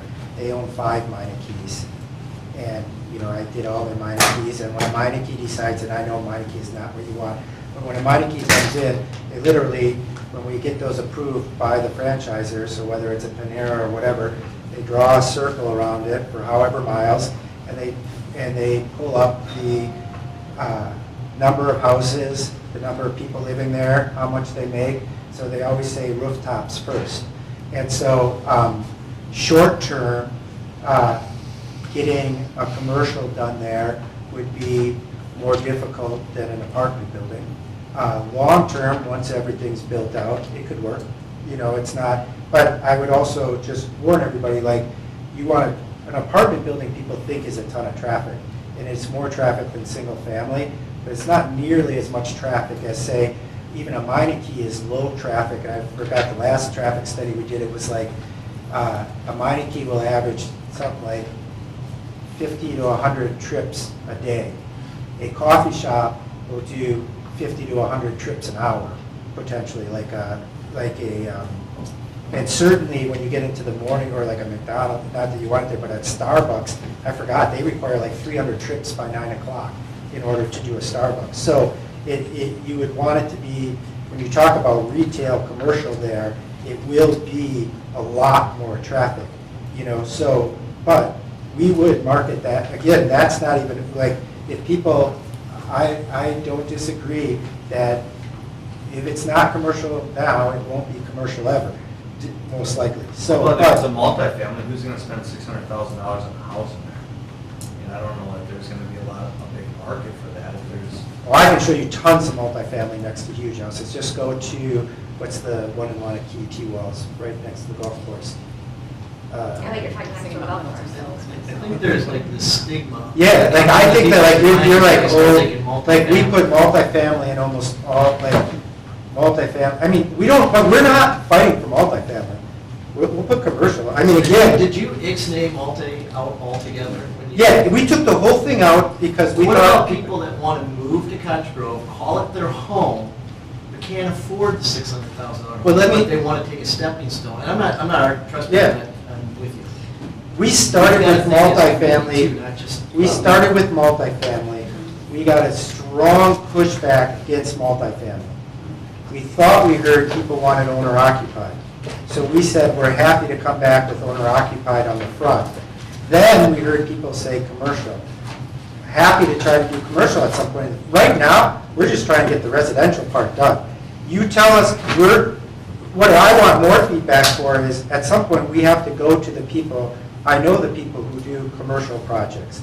You know, it'd be like McKee Builders, they do commercial all over the place. Encore Construction does commercial, and all the people who build these things. I know who they are, but until, you know, I can't go to them and say, what do you think you'd like to see here if it's dead on arrival? So I'm fine. You say commercial, we'll try to do commercial. The only other thing I would add to that is when we're talking about multifamily, I feel like we're grouping all of multifamily into this like apartment complex type building. What we're trying to do is provide a couple of different levels of affordability and different housing opportunities. So we were looking at townhomes here, and here, and these are all 4 units. And then we were looking at duplexes in through here for 2 units. This site was supposed to be the multifamily site that could potentially be mixed use. And that's what we were asking for with our original zoning request. But we took all that off because I think there is. And I'll be really fair to different levels of like everybody. affordability. Because I sometimes will play the victim. But in the fairness to this, it's hard to like look at that corridor without seeing it, you know? So our whole feeling on that front is if people give us direction, we will try to find a product, and we're not even asking for somebody to say, everybody here said, we really prefer to see commercial, and we come with a few commercial projects, and people said, no, that's actually, now that I think about it, I don't want commercial, that's fine, we just want some direction on it. We're not asking for it to be rezoned, we have no user for it, it's just, we're at this point, we just don't, I have no idea. I mean, strong commercial, I know that because of the traffic, I've heard from the neighborhood, if anybody wants to speak up, that people don't like commercial, but. Do we get a say in what commercial businesses go in there? Maybe it's a question for you. I think people that are pro-commercial would like to see a certain type of commercial, like an 1855 or a school grounds coffee house, but we also wouldn't want to see a McDonald's. That comes down McDonald's. to the village board and the CPA approving which, what wants to come, but you have to, you can't just go out and say, hey, can you move into our neighborhood, like you were talking about Starbucks, you can't say, please come, unless everything kind of clicks for them. So you kind of take the businesses that are coming to the village, and then you say, that would fit what we're doing, and being smart about it, don't just, that's why we didn't approve the if I knew I gas had some station. control. Like if I knew that I had a say, that my voice was heard and what was actually going in, then I would say much more adamantly, like, commercial is fine. But if I knew that I didn't have any control over it, then I would be a little Like hesitant also to say there's a that. gas station there or something. But how is the commercial, how would it be faced? Are you gonna be able to face the commercial onto BB? The reality is. Get what I'm saying? I mean, The reality is that if people said they really, so there's 2 ways to do commercial. The easiest way to bring commercial is to build a little commercial building, not knowing the use, so people who want to start a business go all of a sudden, oh yeah, now I can imagine it there, here's the building, I know what it costs, I'll do it. The other way is to try to actually find the user and then have them design it. At this point, we wouldn't even pretend to try to put in a spec commercial thing without a user, because I think, the most likely is we would look for somebody who wanted to build something. If it was like a coffee shop or a restaurant, I would only tell you guys I struggle when you see the traffic counts for a coffee shop or a restaurant. I don't have a problem. I grew up in Milwaukee, so I'm used to people seeing in my windows, and and like I don't have a problem with it. But when you see the traffic and waiting multiple times for the light to go, but when you see the traffic counts for a coffee shop or a restaurant, I'm guessing too, Mike, that, whatever they put in right there would face the road into the You think subdivision. it- Not facing into the subdivision, which you yeah. want, because you Yeah. don't want people pulling in off the patch. But I would just think that I wouldn't want to buy a house across the street. You know what I mean? Yeah. I mean, single But owned people houses. that want to move to Cottage Grove, just call it their home, might not think that. But maybe the lots along the road would be cheaper. You know what I mean? They fill in later, but a lot of people, like where I grew up and where I love living, like my favorite place I ever lived was like 2 doors down from a coffee shop. I used to live 2 doors from Cafe Zoma. on Willie Street, so that, or on Atwood, so, but I know a lot of people don't like that, but. Yeah, and just an example is Grandview Commons up the road. I mean, people bought those houses because they knew Metro Market or a grocery store was going to be within walking distance. You had the Great Dane and whatever is called before then, they could walk to a restaurant or a bar, and then they kind of filled in from there. I think they had like a beautician and a barber shop and all these little craft stores there, so they knew that they could walk with, they bought the house knowing that. We fully expect that when we come back with that commercial, that this room will be full with the residential owners from our subdivision, having strong feelings about what goes in there. What's the possibility of putting a burn up and then having those as residential lots? I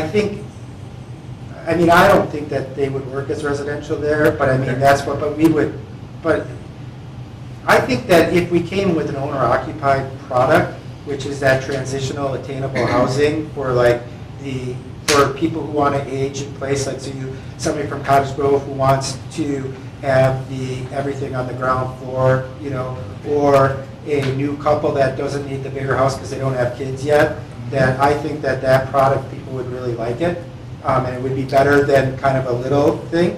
But the only issue, that would be my preferred product because it's easier for us. But commercial, that's fine. We can look for commercial users. We don't have buyers for anything, so. Does it have to be either or? What about a blending of commercial and owner occupied? Well, it could, because our plan, just getting the feedback here, is unlike the road, when we move Bus Road and the village engineer tells us exactly where we can get it, we know all that thing, we're going to be kind of thinking it's unfair if people all of a sudden say they don't want Bus Road to go through.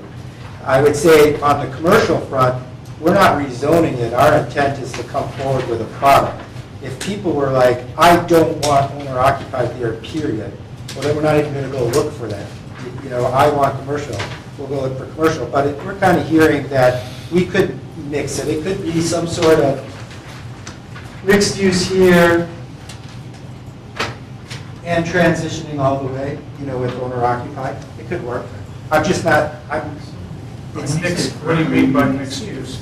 Well, Some sort of commercial? It could be like 1855 with apartments on the top, or it could just be commercial, or it could be whatever. I don't know. So when you say 1855, doesn't that have apartments on the top? Yes. Yeah, so that's why people, when they said like 1855, I assume they meant mixed use. So mixed use usually means I think that would actually fit.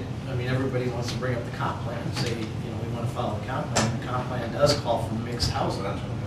Does call for mixed housing. So right now, we're kind of throwing that aside. That would fit that corner. If you had 1855 type buildings, you'd solve the problem. You'd have the multifamily availability, you'd have the commercial down below, and those buildings tend to be taken better care of. They're beautiful buildings. Yeah, you do really. If you had a shopping district there with those type buildings, I don't think you'd get a lot of pushback. I want to ask Aaron a question. That whole, all four 40-acre parts of Bus Road intersection there, all in that planned neighborhood area.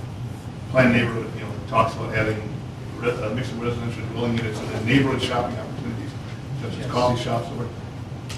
Shady Grove doesn't, it's proposed to have any of those neighborhood shopping areas. Where would that be? It seems like if you put it, you address the issue of having those neighborhood shopping opportunities for all 4 40-acre parcels. You could also have some of the other ones, but it does seem to solve that problem. I'm not sure where your intent was to have those neighborhood shopping opportunities in that 160-acre quarter section that's there. Yeah, obviously we didn't break it down that specifically, but certainly near the intersection, I think on that corner, certainly we've had that position all along that it could work for commercial or multifamily. 1855 type buildings with apartments. Does Grandview Commons do they have apartments in the upper stories of those buildings as well? Is that residential? It's behind the Great Dane, that's all apartments, all the way down there. So it's But not. I don't think they have mixed use out there. They don't I have think it's There might be straight. one, but most of them are just Most of straight them are apartment straight buildings. to their They can walk apartments. to the commercial. Yep. And I can't speak for anybody here, but I would not be concerned about the multifamily component if it was, the upper floors of a commercial building that had, a nice barber shop, coffee shop, convenience store, grocery store down below that, was that that neighborhood shopping district that you talked about, you like behind your neighborhood where you have a coffee shop close by. But we're talking about, just to clarify, I think we're all still on board with the owner occupied up above. So maybe not necessarily an apartment, but condos up above. Are we Yeah, that would good with probably be Owner difficult. occupied, you said? No, it's, Not in the mixed use component. I think if you did them individually, you could do condos, but so if it you're could talking about be, mixed use, it you could would be have to some do sort of. rental. But I just don't want to get too far ahead, only Right, because no. all we're going to market, we're not even asking for it to be rezoned. Nothing can happen on these without coming back at all. Even if even if we get all agreement on the single family, all we're looking for is direction. I'm kind of hearing some sort of owner-occupied transition to commercial, with commercial mixed use being okay on top of commercial. We just point out, 1855 was in a TIF district, it was incentivized by the village. We'd be happy to accept TIF money. That's another decision that may have to be made down the road if that's what we're doing. And can you also, the board, can you also determine that the building needs to look similar to an 1855 so we could get a theme going in town? If it's multifamily or commercial, it's going to have to go through the site plan review process, and it's a public forum at the plan commission and village board, and everyone can come and provide feedback. So yes. Okay. And just to be clear, what would likely happen is somebody who does that kind of development just will put an offer to purchase to us. And it'll be contingent on getting village approval. And so you most likely won't see, like me here, for that. You'll see some other poor sap attorney engineer here for that one. But I'm only saying, and in that approval process, like they said, they will need to have renderings of the buildings and which way they face and all of those things, so. But I just want to point out that there was an apartment building put up in Cottage Grove where I would hope not to see that same aesthetic. I agree with that. President, that post office? Yeah, I agree. It did happen, yeah. But I think if we're talking just above commercial, that would be a whole different. Sir, you had a comment? Yeah, I just want to offer some firsthand experience living. I actually, when I moved to the greater Madison area out of school, I actually lived in apartments right behind the Great Dane down in Fitchburg. And it's not quite mixed use there, but it's a real close thing, right? Where it's, the apartment buildings were very nice. Yep. As far as safety and things went, I never had any concerns about the car myself. There was also a mixture of some condos in there too. Those were always really nice. And then on top of that, I had really easy access to a grocery store, the Great Dane, and I mean, I didn't really need to leave unless I went to work. Really, so. Just a grocery store is extremely. Not putting it on the table. Just saying that was my experience. Senior housing. Was there another hand regarding the land use, or? I was just going to say, you know, with the school going, that's the new development since the original plot was proposed, that is going to increase the traffic there. Those folks, you know, for the idea of, how are you going to be able to sell those commercial lots? There's one of the questions that came up, we've already got commercial lots by CVS and some.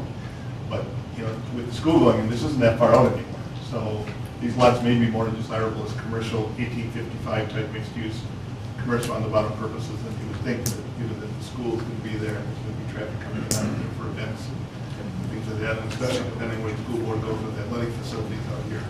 I don't know for sure how that's all going to play out, but that ends up being a complex out there.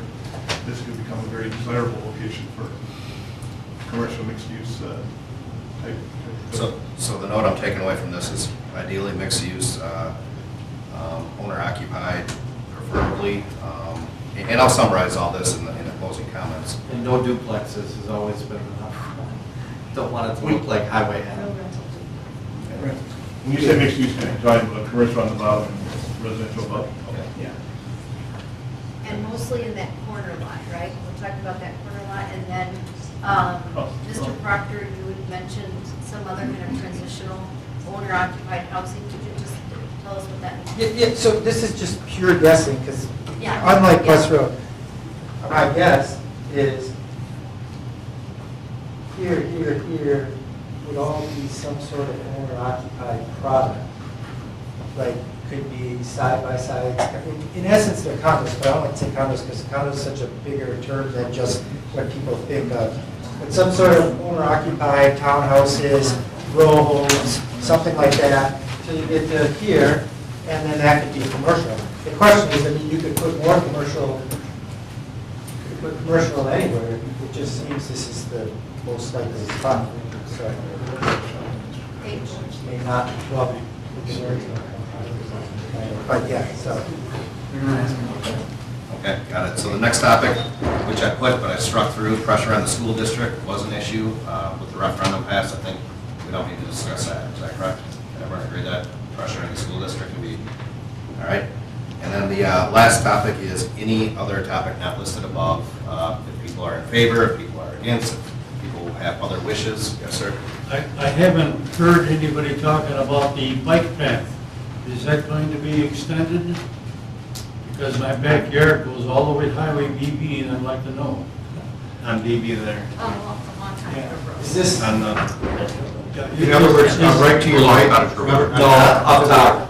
No, Like that. to the right. Now, go to your right. Yeah, all along there. Yeah, there's a bike path. Oh, So, It would connect across that whole 40 leading out to that. Is the bike path going to be extended from Damascus down to the road? In order to get to this subdivision, we would, those homeowners there are actually kind of, no problem. Yeah, what you're talking about is, right, so this is, what, BB? Yep. Yeah. So here's the village, where bike path comes out, you would basically, I would think, you would have a bike path coming out this way, and it probably makes sense to continue to extend. So here's where a lot of the folks in this room live in here, right?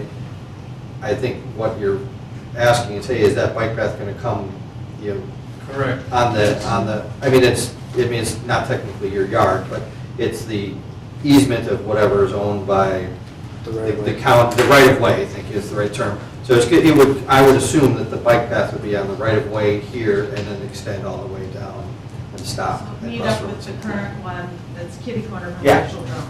I would assume so. right.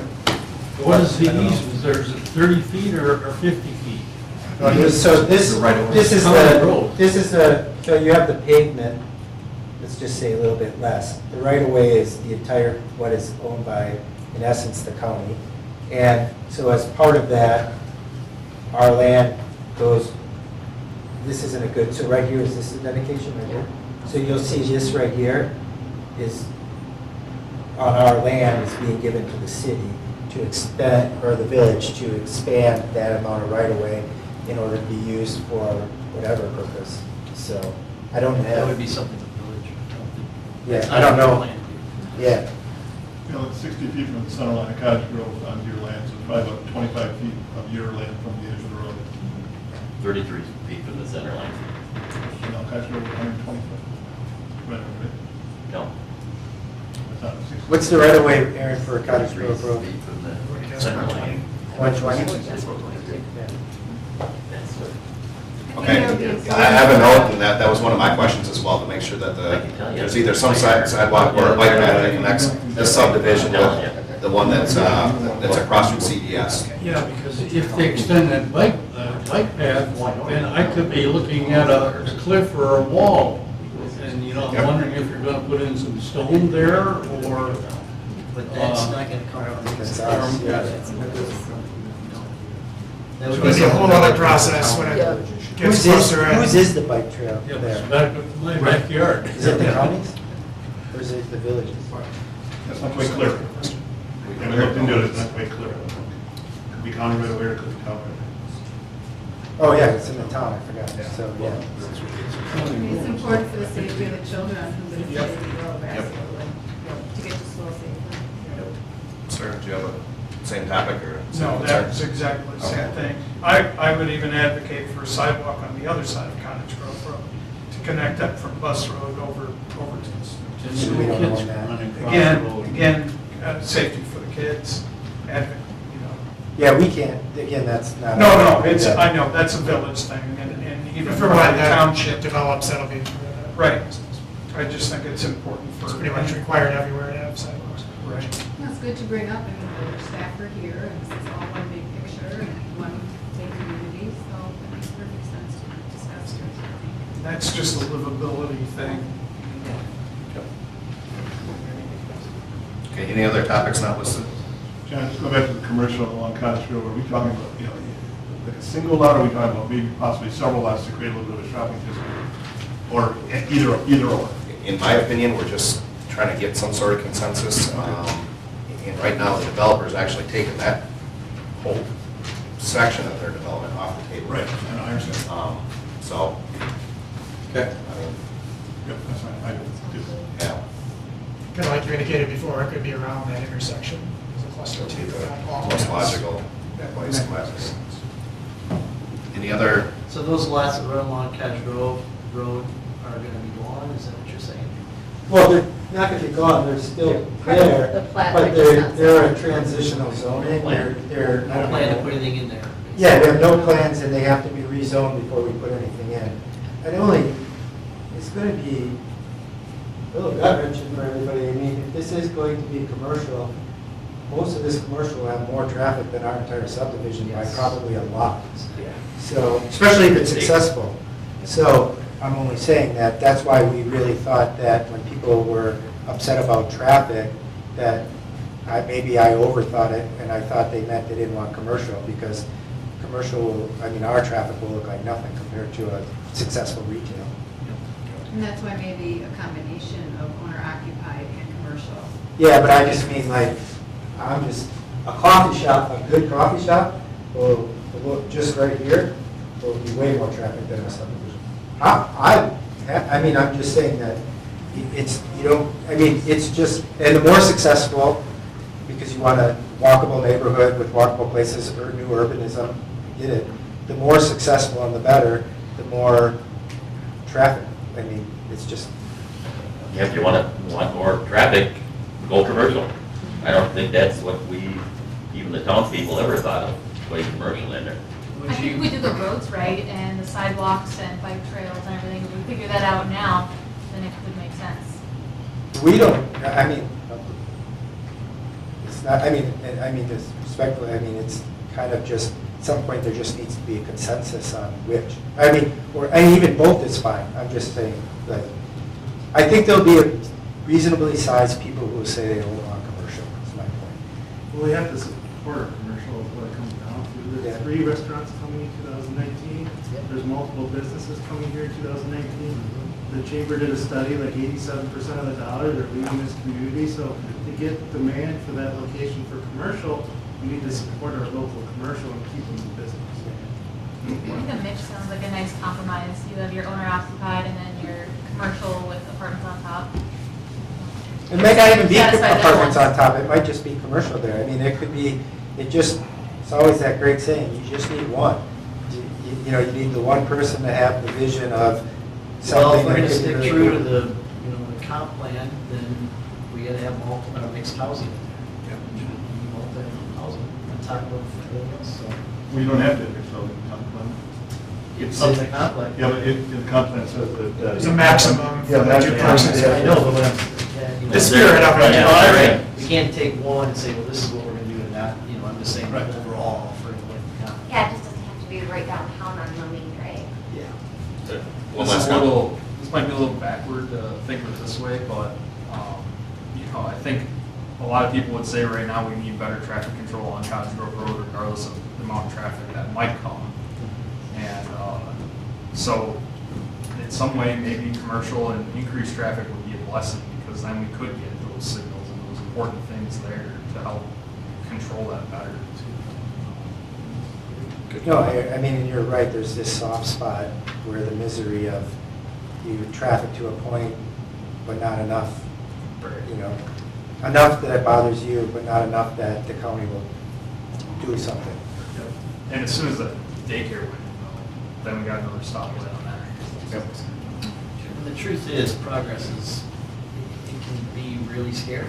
It's a very scary thing. It's obviously, that's why we see it, it's a scary situation. Well, the whole reason getting involved in this whole thing to begin with was, I still do not look at us as the town versus the village. And we're Cottage Grove. We want to do what's best for Cottage Grove. And it pains me at times if we have only that mentality of us against them. That just bothers the living daylights out of me. So when I look at what Aaron's doing, what Matt's doing, what our board members are doing on both town and village, you know, there's got to be the give and take so we make our community correct. That's it. That's all we want when we started this whole thing. To look at, let's do it right. Then the curveball came in with the school, you know, and there's going to be more curveballs coming. And all we want is our members that make the decisions on our boards, whether they're the town or the village. What's best for Cottage Grove? Not the darn town and the darn village all the time. We don't want that pitting against each other. Don't you say darn town. You have no idea how hard this works. Yeah, and, you know, there isn't the other municipality. No. We are all Cottage Grove. I agree with Period. you, and the fact that Cottage Grove needs absolutely everything in real estate. It needs senior housing, we're lacking it. It needs condos, we're lacking it. We need apartments, it's lacking it. It needs commercial, we're lacking it. We need housing, there's no site-ready subdivisions for 2019. We're lacking everything in development as a whole, as a community.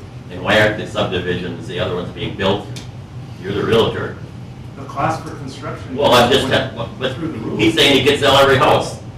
And you're saying, no, cost of construction. Well, what is it? Well, you can't, there's no, try getting a subdivision through almost any municipal. I have an entire career based on the fact that it's difficult to get subdivisions approved. The biggest problem in Dane County, like you can go to that, you don't have to believe me, you look at the Capital Area Regional Planning Commission, they got incredible information on their website. Everybody thinks that everybody's building apartments. It's not. Single families just never recovered because of the pipeline being shut down on lots. Apartments recovered from the Great Recession are being built at the same rate as they were prior to the recession. Single family hasn't come up. I mean, I said at the last, I don't remember which meeting, Cottage Grove, right before the recession, had 100 building permits pulled in a year. You've been averaging between 15 and 20 a year since, and we're in the biggest economic growth cycle that's ever happened. Now, granted, it's been a slow uprise, but we're probably coming up on a recession, and your single-family housing never rebounded. You know, you're literally way off. You know, and if you miss this one, you know, then the interest rates are going up. It's going to slow down again. You know, so it's like, so just so you know, like in either 2005 or 4 or 6 or 7, one of those years, you pulled like 105 building permits. Last year it was 20, you know, and we're in an economic boom. That's why we could sell them all. Rest my case. Yeah.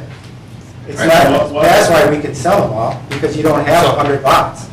So just in the interest of time, I mean, if you have sidebars or questions for like Kyle or Robert, I mean, are you guys ready for me to summarize the discussion points? Yes, please. Good. All right, so we started out intersection of Bus Road, Cottage Grove Road, turn lanes to Bus Road was a concern. How is it currently controlled? Stop signs on both sides of Bus Road is the current plan. Solution, dedication of a center turn lane, village board needs to decide, and traffic studies. Traffic studies will be required. You know, once the school gets in there, it's not going to happen overnight because of county regulation and the book that Robert kept referring to. Traffic on Bus Road to Cottage Grove Road, once a school is built, answer, decide once and if a school is annexed into the village. It's probably not the answer that you want to hear, but you know, the school has to come and basically go through the same plan that Shady Grove has gone through. So preliminary plat, final plat, the village board needs to decide whether, you know, it's going to get annexed into the village. You know, there's going to be developer fees associated with that as well, but it's definitely a note of concern. Possible solution, I think Robert showed that the offset of Bus Road, north side of Cottage Grove Road to align with the proposed Bus Road. Who owns Cottage Grove Road is a question. The village owns up to a certain point. I think that would help the village board to decide where, is it Damascus or is it further down? And then once again, traffic study for the school should be completed first. Bus Road straight through towards Vilas. After much discussion, it sounds like that was consensus in the room. And then we talked about a bike path there, kind of coming through the subdivision, and then the bike path actually going along Cottage Grove Road as well, just for safety. And then, like Robert said, we can move roads on this map, us in this room, but it has to get village engineer approval. It's just not us drawing lines, and you have everything from environmental corridors to traffic studies. So that'll have to go back to the village engineer. Preserving the woodlands, there's a recommendation to use as a park instead of a lot-sized park. And I'll go back to some other notes. We talked about sidewalks, bike paths, I think, across from CVS is the preferred method. Bus, there was consensus, bus straight through, preserve the woodlands as a park is a recommendation. I think the consensus of this group that the village board will have to decide whether they're going to provide direction back to the Parks and Rec to reconsider both the lot-sized park and the woods, because it's really a recommendation from the Parks and Rec committee to the village board to decide. Developers agreed, not going too far into additional work on their end. If there could be a smoother transition to the east of Fundamental Way to better align with the existing lots. And I think consensus in this room was a combination of mixed use along Cottage Grove Road. Talked about making a bike path to connect the existing bike path. Did I miss any of these notes? Owner occupied. Owner occupied. Yeah, you said mixed, but you need to say owner occupied. Yeah. I think that's what really will work there. Yeah, that transition. John, first of all, thank you so much for facilitating this tonight, and this was really very positive, at least from my viewpoint, so thank you so much for that. I just wanted to clarify, because Mr. Proctor had said something about bus being straight. I think we want to just be careful with the wording in our recommendation, that it not go straight through, Yep. but that it go through. My note has bus straight through, preserving the woods as a park, so it'll go to the Yeah. east of the Straight is existing. my concern, Okay. because that was brought up as. Yeah, no, correct. Got it. I have a question, are you opening this up to multiple builders, or is it going to be one builder building every house? Or do you not know? It will probably be multiple builders, but I mean, if one builder walked in, there are builders that would potentially, but we'll probably open it up. So like I said, my goal is to type up these notes, get it to the village president for consideration for a future agenda item, have a discussion as a village board so we can actually provide some direction. I appreciate everyone coming out tonight and providing input.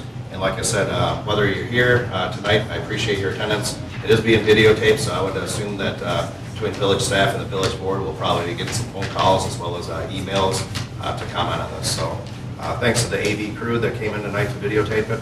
Thanks to the developer and Mr. Proctor for listening and being open. And I'll just end it at that. And like I said, if you guys want to continue talking amongst yourself, let's go lock up and thank you. John, these be posted as minutes also?